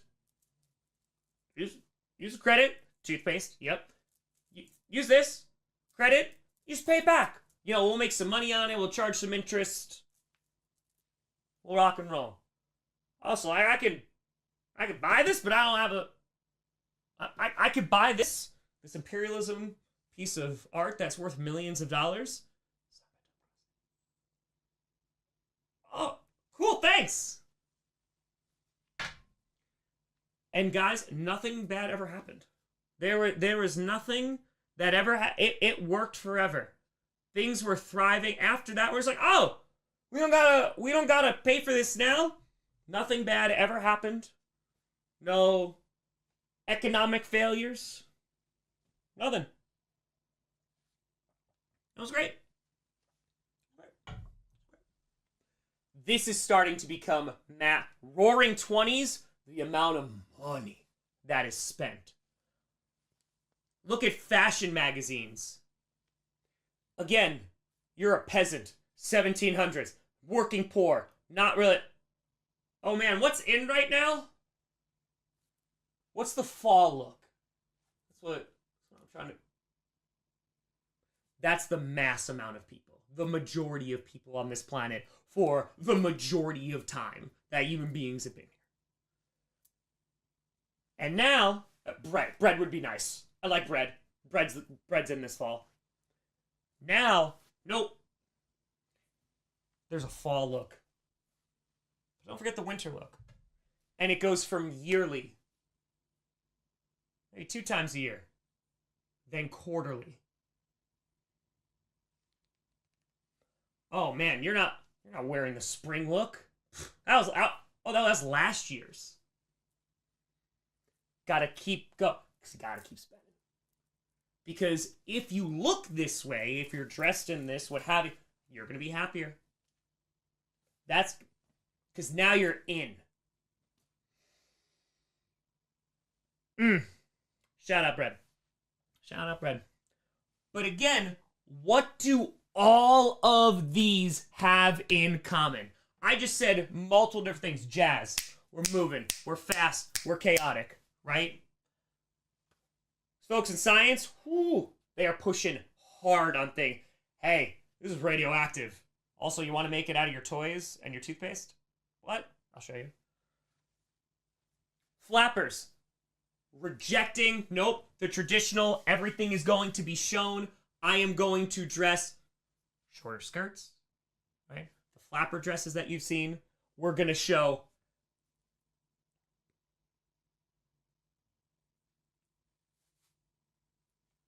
How dare you? How dare you show some elbow? They're all saying what worked back then. Look where it led to us. Look where it led. Look where it took us. Bare ankle. All right. So, I'd recommend if you want to see examples of this. So you literally could look up jazz in the 1920s. So what I would implore you to do, look at some pre-World War I music. So I just don't know if it's going to copyright me. Can't do that here. Click that's 1910. It's like what makes the world go around is love. And it's just this very slow and love is it. Nope. Jazz, crazy. Non-stop. Over and over and over. So you can look up what makes the world go round. 1910. That'll be up there. And literally just look up 1920s jazz. You'll find like compilations of it. And you can see there. So. Oh boy.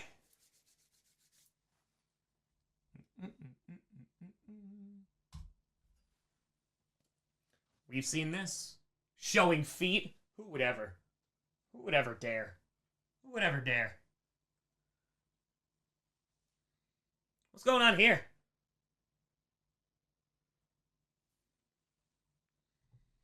What's going on here?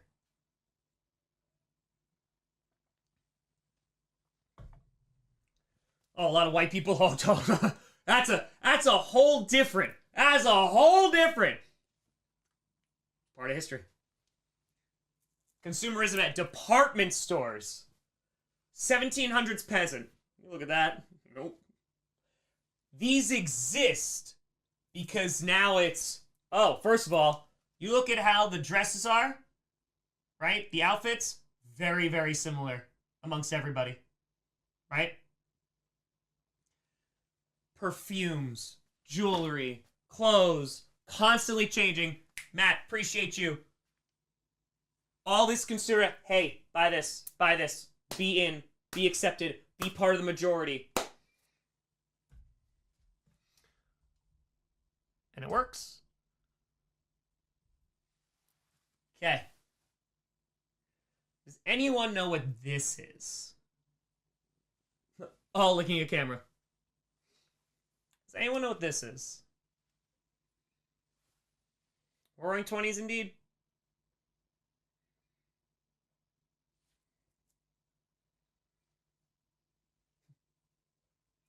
Store, it looks like, all right, Macy's windows, a store display. What is the purpose of a store display? It is one of those store displays. You walk by, like in the city, I feel like they don't have these a ton anymore. But you used to like walk by. These massive like mannequins display to sell. Advertising. Yep, to sell. What are they selling you? Oddball 217. This could be you.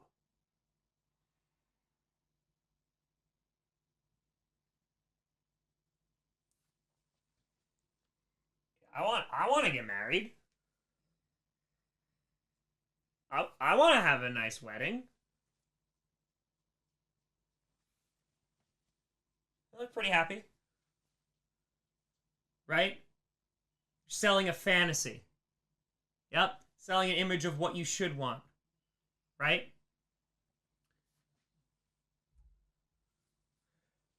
Frank Albom, before writing The Wizard of Oz,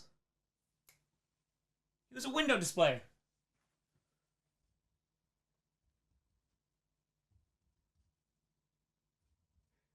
That was his job. So, side note. I thought Wicked was dope. I personally do not like The Wizard of Oz. Just as a...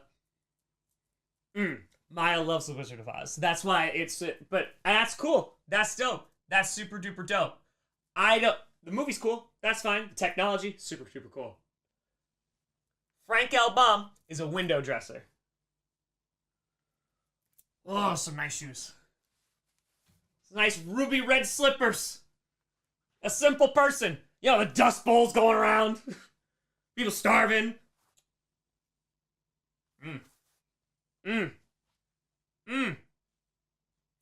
Like, the display that's on there, so we watched it a few weeks ago. The display, so for example, like, when she lands in Oz, right? She's coming from this very simple life. Everything's in black and white. Lands in Oz. It is spectacle.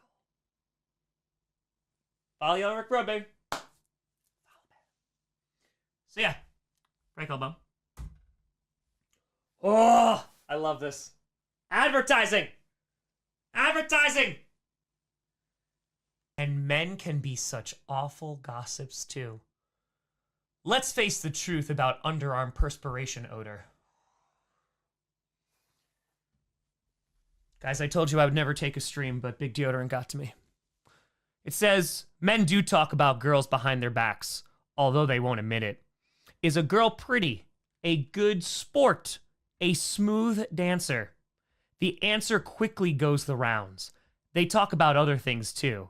About the girls they hate to dance with. The girls they simply won't take out. I'm just trying to read that. So, she'll never make a hit unless she is truly sweet. Also to the nose, I believe that says. And they talk about, right, hours after your bath, mom still keeps you sweet. Still keeps you sweet. They're wearing it like on their ankle, like their ankles, their wrists, right? It's like, hey, you now need to smell sweet. You need to smell really, really good. Oh. Like, I mean, how many perfumes around today, right? They smell like candy or like a fruit or something. It's like a very nice fragrance, or otherwise, you know, it wouldn't be sold. Not smelling like a person. Oh, you smell like strawberries.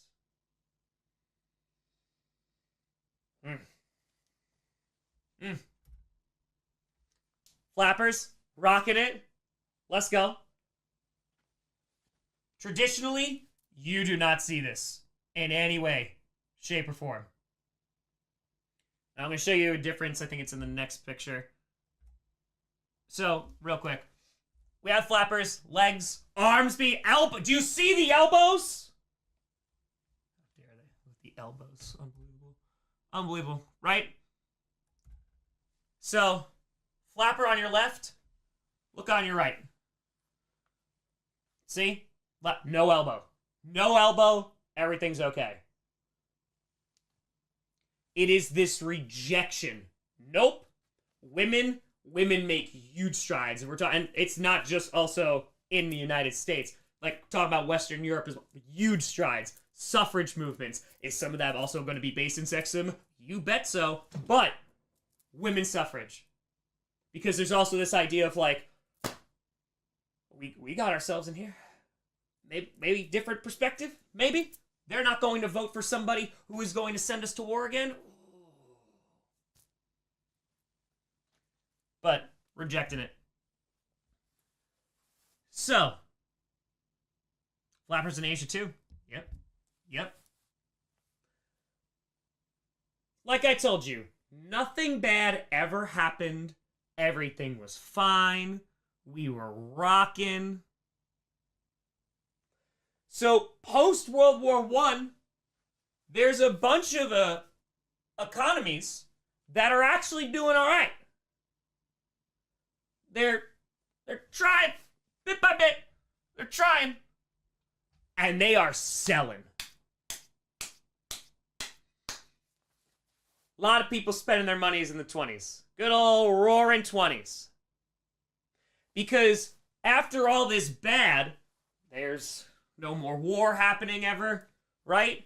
Because we got to keep on marching along. We're talking about different movements, right? So people might be like, oh, here's art. Yeah. These are like different smaller movements that are happening. This is what's happening with culture.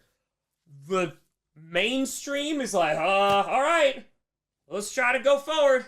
Let's try to keep moving. And governments are like, yeah, guys, this is a never-ending party. You could spend, yeah, you can buy that thing. You don't have to have money for it. You're good. You're totally rocking. And sometimes, like, even in you had, like, European countries, and this is what makes the Great Depression different. You had European countries that, even though things were not great, so we're going to talk about hyperinflation in Germany, right? Even though things weren't great, and you had currency becoming less and less valuable, hyperinflation, people still had jobs. So yeah, am I bringing home stacks and stacks and stacks and stacks of money to the point where it's pretty much worthless and I'm using it for my wallpaper or make a kite out of it or wrapping paper or to burn in my fireplace? Yeah, but I still have a job. Yeah, that piece of bread cost, 1 million marks, but I got a job. And it's not good, but I got a job. The Great Depression, they don't have jobs. Yeah, the stock market crashes in 1929. And how this impacts the rest of the world is because the United States, they turn around and they go, hey, we're going to invest in you. We are going to invest in Germany because we know that you're struggling. We're going to pull you out of it. Our economy's doing so well. We're just going to be joined at the hip. Nothing could go wrong. Stock market crashes. Investors go, nope. I can't keep my money invested in this. This is when I thought things were doing well. We're pulling our money out. This impacts and this depression hits all over Europe. And it is going to make things that were already not good significantly worse. And so, this is, again, unemployment. This is like the true biggest problem. Germany's going to get hit the worst. We'll talk about that momentarily. But then at the very end, what are we going to do? Well, we're pulling out all our money from all these different places, and we're going to try to convince people to try and isolationism. We're just going to buy, Germany made. Germany's not making a lot of this, but English made, American made. We're just going to isolate. We're just going to try and get back on our feet. We're going to do it ourselves. The Dust Bowl happens. People starve. So many people die. The department stores not doing so well. And it is bleak. It is abysmal. Why didn't tariffs work? Nobody could afford anything because they didn't have jobs. So what winds up happening too is now, if I'm Germany and I was relying on, let's just say, the United States investments, well, now I can't even sell stuff to them. What is going to happen to my country? And the U.S. is like, I don't know. We're going through it right now. And Germany, things don't happen. Because as the world is getting more connected, they get more reliant on one another. And when one major power goes, uh-oh, it's not going to happen within a bubble. If that makes sense. So, it goes from we are out partying, having a good time, showing our elbows. Sorry. People are waiting on soup lines.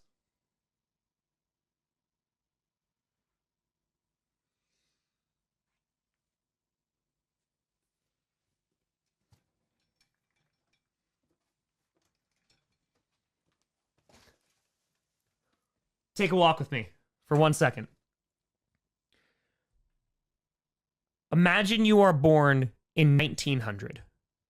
And let's just pick Germany. Imagine you were born in 1900. By the time that you are 14, World War I, you go through that, you get out of it, blamed, debts, again, talk about the logistics. Things are starting to be okay, at least a little bit. Okay, I'm starting to get my life back. I probably know someone. I mean, I definitely know someone. 35% of 19 to 22-year-olds were killed. So I know. Maybe my brother. Now things are going all right. Then you lose your job. You're getting blamed for a world war. You don't have a job. People are starving. You know all these families who are impacted by death in World War I.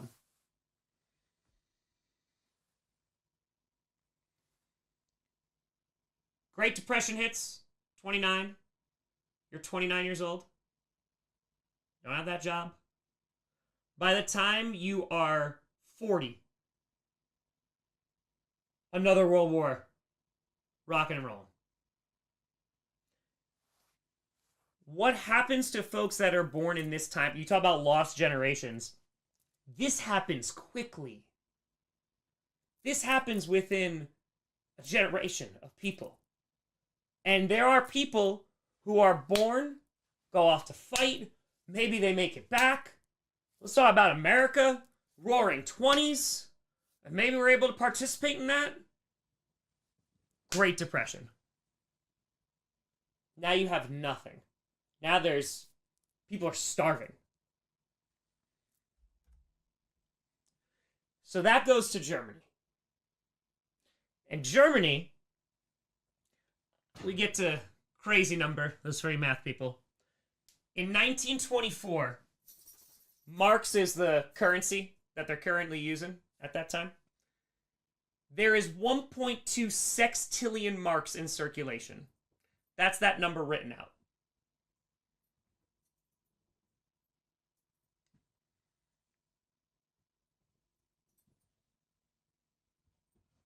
This is what hyperinflation looks like. The value of their currency is so low. And it's reliant on the United States to keep it going. 1929, things aren't like ideal. Like I said, like hyperinflation is happening. There's all this money that is poured into circulation, but people can still buy bread. There's 2 million people unemployed. Great Depression hits in 29. Just a few years later, that triples. 6 million people are unemployed. You lost 2 million people in the war, which happened less than 20 years ago.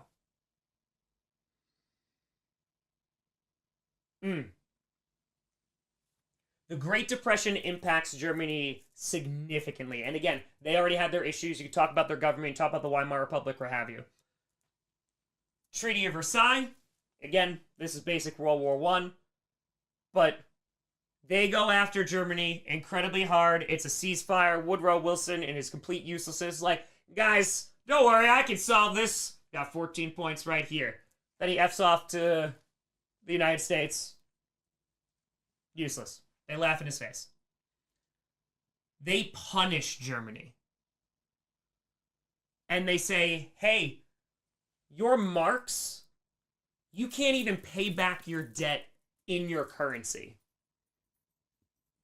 You can do it in someone else's currency because we trust that one.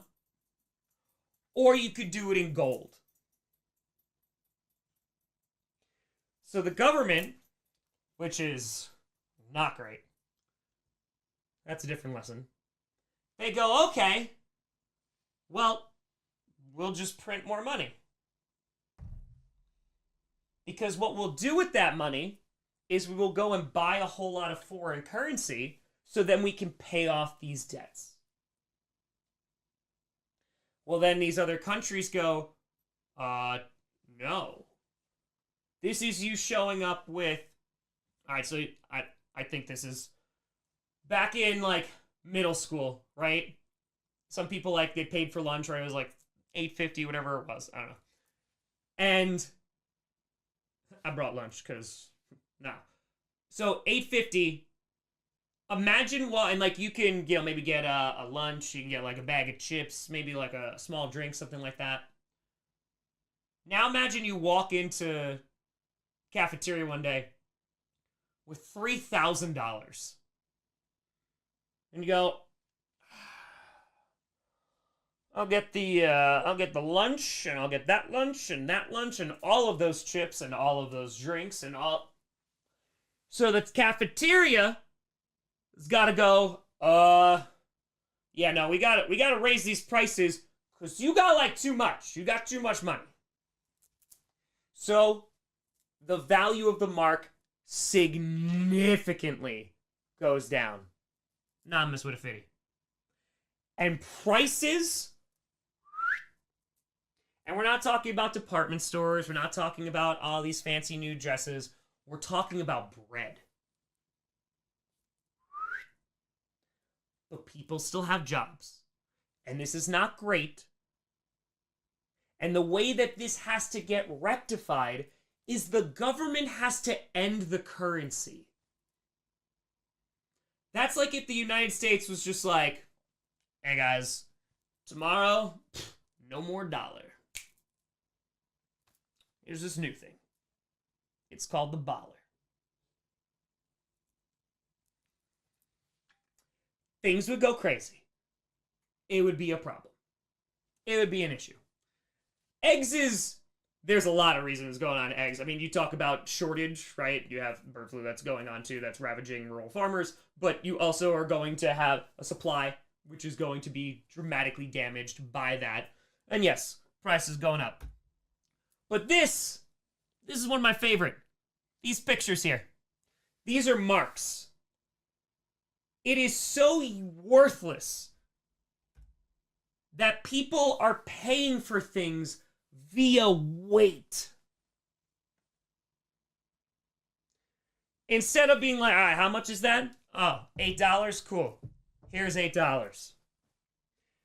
The prices are so insane.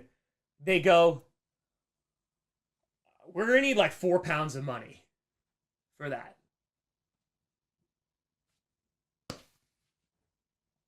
We're going to need like 4 pounds. Kids are using them as kites. So imagine, you got a whole bunch of dollars. Running through the beach. Running through the fields. Talking about 60 million for a loaf of bread. Millions. But people still have jobs. It's bad. But people still have jobs. But people have to go through this. There's famous stories of people who would go to cafes and they would buy a cup of coffee. And if they went to go get a second cup of coffee, it was more expensive. Like that. Hyperinflation is not, oh, this is just more. It is rapid. Rapid. People make dresses out of them. Kids are playing with them. Billions. Yep. I mean, we're talking about sextillion in there, so. Yeah. 90 minutes to reset. It's alright. We're good. We're nearing the end. People are using it to heat their homes. They're throwing a whole bunch of money into the furnace. You have billion-mark notes. That they're like, hey, we have a $100 bill, we have a $20 bill, $5 bill. Here's a $1 billion bill. They have to end the currency. And a lot of it, what it's going to rely on, because the United States is doing so well, that stock market, because people are buying an industry. America's like, hey, got you, Germany. Germany's like, oh, great, you're going to support this new currency. Sorry, Great Depression.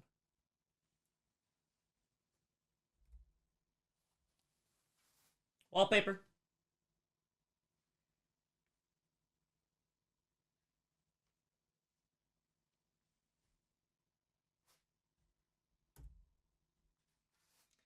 So, I showed this one. This is the value of $1 compared to a mark. Again, their former currency. January 1st, 1920, $1 is worth 50 marks. Okay? Obviously, that's an exchange rate that significantly benefits the dollar. Sure. A year later, 50 to 75. Remember, like, we were talking about euros, right? It was like, oh man, it's like almost like two euros to a dollar. That's crazy. 50 to 1 is where we're at. 75 the next year. The next year, 1922, $1 is worth 190 marks. Oh, you do everything, but again, they have jobs. So their jobs are paying for this because they're just printing more money. There's so much money in circulation. Again, that's what I want to, that's a great question, everything. But they're getting paid still because the government's just like, we're just printing money. We're just printing it all out. So these businesses are all staying open and there's just sextillion, an insane amount of money that's in circulation. But I have a job. Yeah, I had to bring 4 pounds of marks to go buy, this bread. I got a job. It's not good. It's not fun. I'm 25, 29 years old. In this case, 22. This kind of sucks. World War, that kind of sucks. This kind of sucks. Now we're not even going by years. 6 months later, 190 mark, it over doubles to 400. Fast forward to the first of 23, 400 becomes 9,000. $1 worth 9,000. Fast forward 5, 1 is 100,000.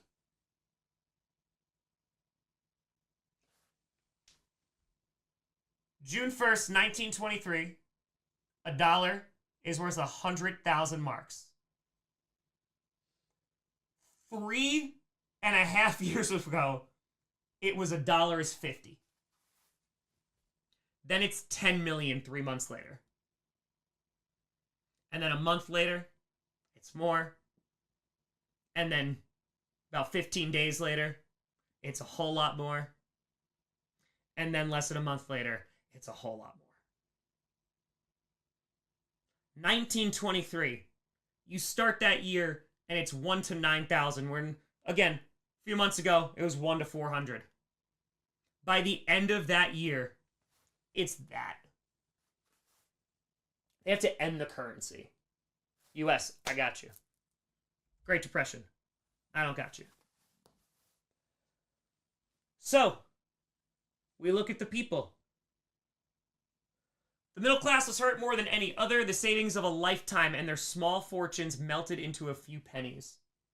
You're part of this middle class that now exists, right? Because mass culture, mass consumption, all this great stuff. Hey, I have a savings now. Hey, I'm going to retire. How much you got in the bank? Oh, 100,000 marks. Great. Now can't buy a loaf of bread.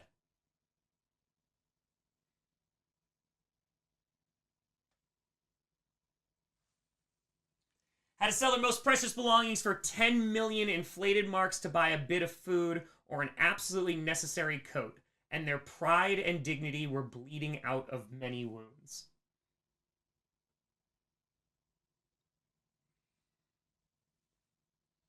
You're hurting people's pride. The, hey, I made it out. I worked really, really hard. I had all these savings. And now I have to sell the most valuable things to get some bread. I was going to retire.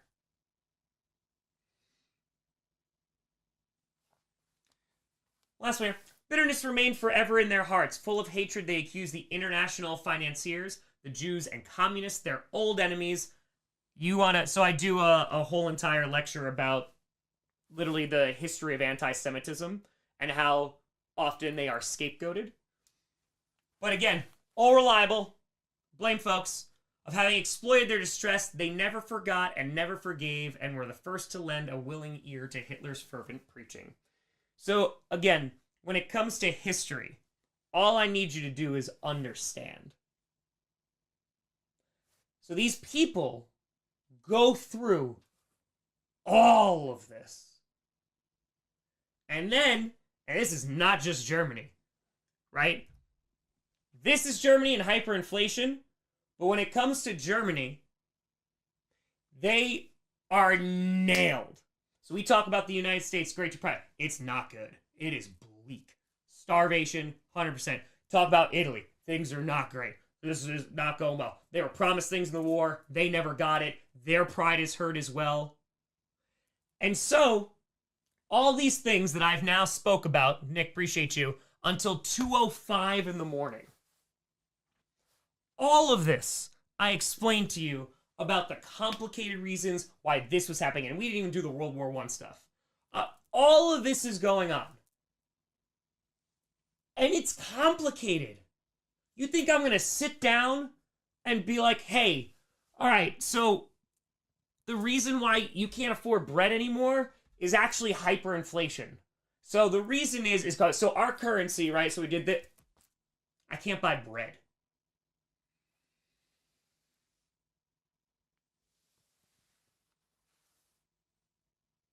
So instead of the complicated answer, people come along and go, I'm going to give you a simple one. You know why you're suffering? You're talking about how you got to sell your life savings? I know why. And it gets to points where even if people don't believe it, they're like, it's something. Never wins an election. Doesn't win the election. But then the scapegoating starts. So, this is the last slide, if I'm not mistaken. This causes people, and this is not just a Germany thing, all of this unevenness that's going on. You have a World War I that kills millions of people. Devastation. Whose fault is this? Why did we do this? Oh, blame government. Some of us were going to make art. Government's still going. But you have people that are going to come along and say, hey, you're angry? You know what's crazy? Why? We can't eat bread. Whose fault's that? Them. Them. This government. This party. These people. That's why. Simple answers are that. They're super easy to comprehend. So, the only way that we can fix this, because you look at bureaucracy, oh, what a mess it is. It's a mess, right? I want to get one thing done, I got to get this permit, I got to get this, they got to talk to this boss, and this boss, and this boss, and it turns around and gets 6 weeks. My vet, right? My vet wound up leaving. They tried to open this building. It took forever. They were supposed to open in August. They just opened now. They had to get the fire suppression person to come on out. It is slow. It takes forever. It's inefficient. So now you have people go, yeah. And for a lot of these governments, they were not so good. But they go, one person, I can fix this. I can do this. Because people post-World War I are devastated, not only that you can see in their art, in their music, in all of their art forms, but they are devastated financially. They are devastated of, I just went through a time, I was born in 1900, and I was told that I was the best. I was the best. And we lost. And I am suffering.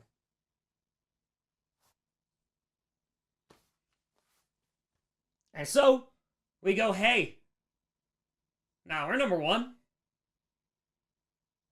We're rocking. And so, to conclude this, this is an easy direction because people are desperate. They go, hey, we don't have jobs. We don't have anything. We just got World War One, killed all these people, and now this. And I don't need you to agree with it, obviously. But when from a historical lens, understand why people would turn to this. So that's why we talk about World War One being directly into World War II. So, if I'm not mistaken, there you go. I always like to show an embarrassing picture of Hitler because, you know, forever. But Mussolini, Hitler takes it right out of his playbook. Right out of his playbook. So I always have that picture on the left. Always. Always. So, that's where that leads. And that's your age of anxiety. Okay. There we go. Lesson taught. Nailed it. 250K.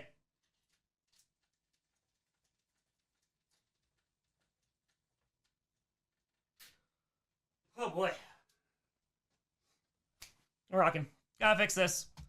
Appreciate y'all, folks. Yeah, no, there's a World War II one. This obviously is spread out amongst, like, multiple days. So I just threw, like, a huge lecture at you that I would never do.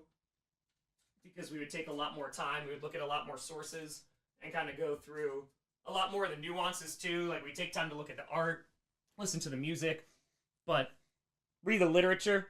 I highly recommend if you want to, like, look at stuff through this lens. The Sun Also Rises is a really, really great book to look at this and talk about uncertainty and the parallels of, like, World War I and what it's taken from people. Gatsby reading through this lens is super fun. It's super duper cool. So, yeah. I appreciate y'all. I hope you enjoyed it. That'd be AP Euro.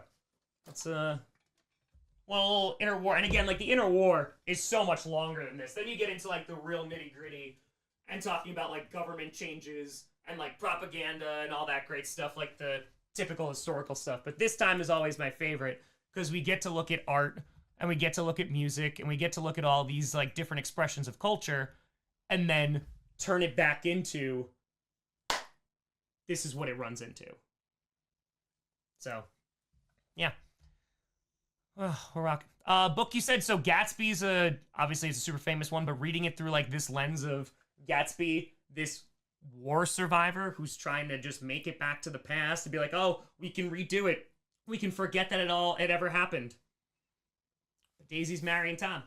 Or married Tom, right? Can't change it. And it kills him. So. That's it. Oh, and then Sun Also Rises. Hemingway writes a ton of stuff about this, like Lost Generation, so anything by Hemingway, you're good.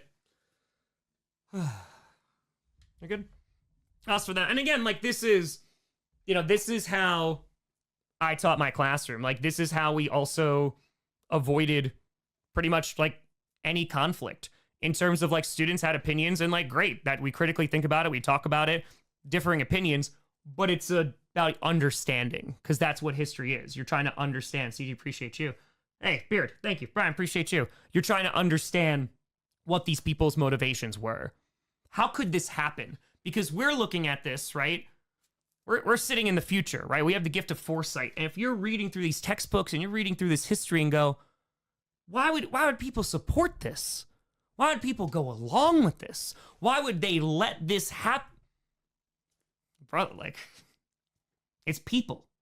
And if you understand people and you understand, like, what motivates people and just get down to, like, basic needs, yeah, it helps you relate more to people. I'm a big fan of people, so yeah, I like history a lot. It's a story book. Oh, all right, let's pull up the site. Oh my God, I appreciate you. I appreciate you. All right, let's pull this back up. Oh my God, it's 2:14 in the morning too. That's crazy. We've been going for a while. Hope you enjoyed it though. That is definitely my favorite. It's a good time. Definitely a good time. Yeah, we'll start a new stream soon. Yeah, I'll, like, get ready for bed and all that great stuff, and we'll start a new stream. Hold on, we're gonna do I just want to add this so we can get this back up.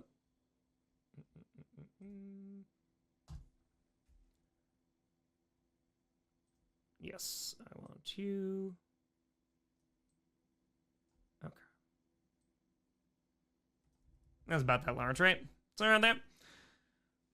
Go wheelbarrow of money. Yeah, people would steal wheelbarrows and leave the money on the ground. Oh yeah, 100%. Because the wheelbarrows were more valuable than the money.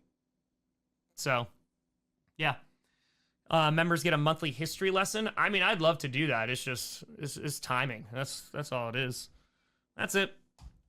So, hey, I appreciate you, Miles. And again, like, this is also a very rushed, I condensed a lot of things, you know, AP Euro level, advanced placement in high school, kind of stuff. Like, you could go off to so many of these things, like these different branches, and explore the music. You can explore the art. You can explore the government. You can explore the economic.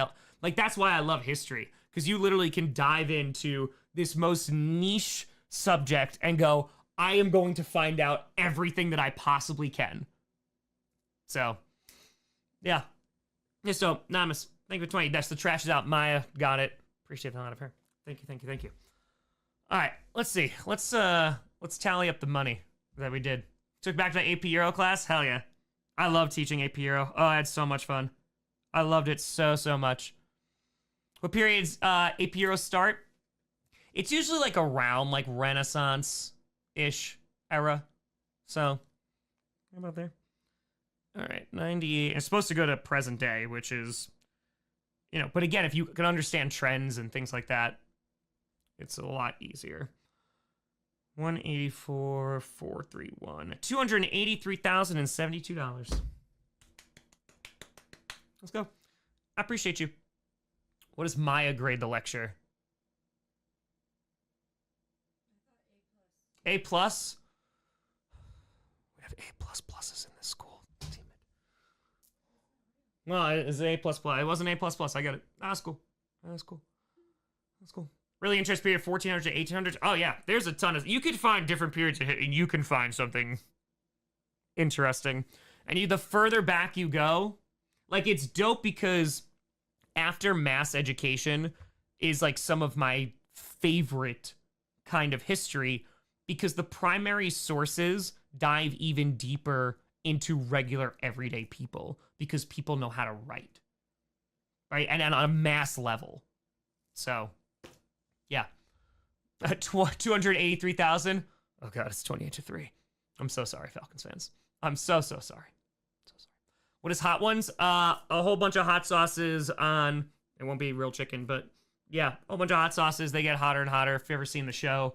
And Berlin Wall, speaking of history, the Mulligan family, who is awesome, they have donated an actual piece of the Berlin Wall to auction off. So, yeah. What a rock. Have a nice teaching voice. Thanks, Smoke. I appreciate you. My voice is like shot right now. Oh, damn it. I forgot to share my poems. All right, hold on real quick. Real quick.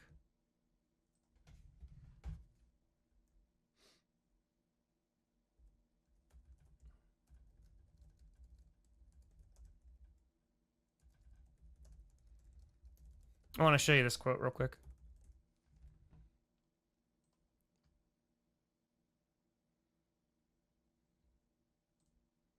So F. Scott Fitzgerald talking about the Great Gatsby.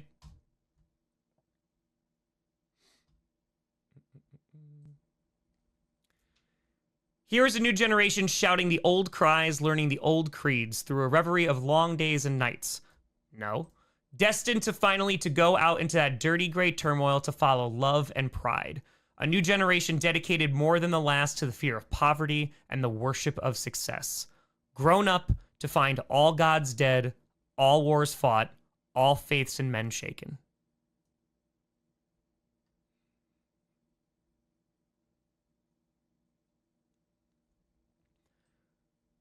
Right? You have a generation that is giving more to their children. And hey, this is the way that I did it. I worked really hard. I went and I bought a house, had a family, white picket fence, retired, done. So they go out into the world because, hey, this is what worked for them. It's going to work for us. And I like this one. The fear of poverty. You got out. Ooh, I can't go back. Can't go back. So they go out there. We're going to follow love and pride. That's what they did. Rah. World War I. Nope. Faith and religion shaken. No more wars. The war to end all war. I don't know if I trust you.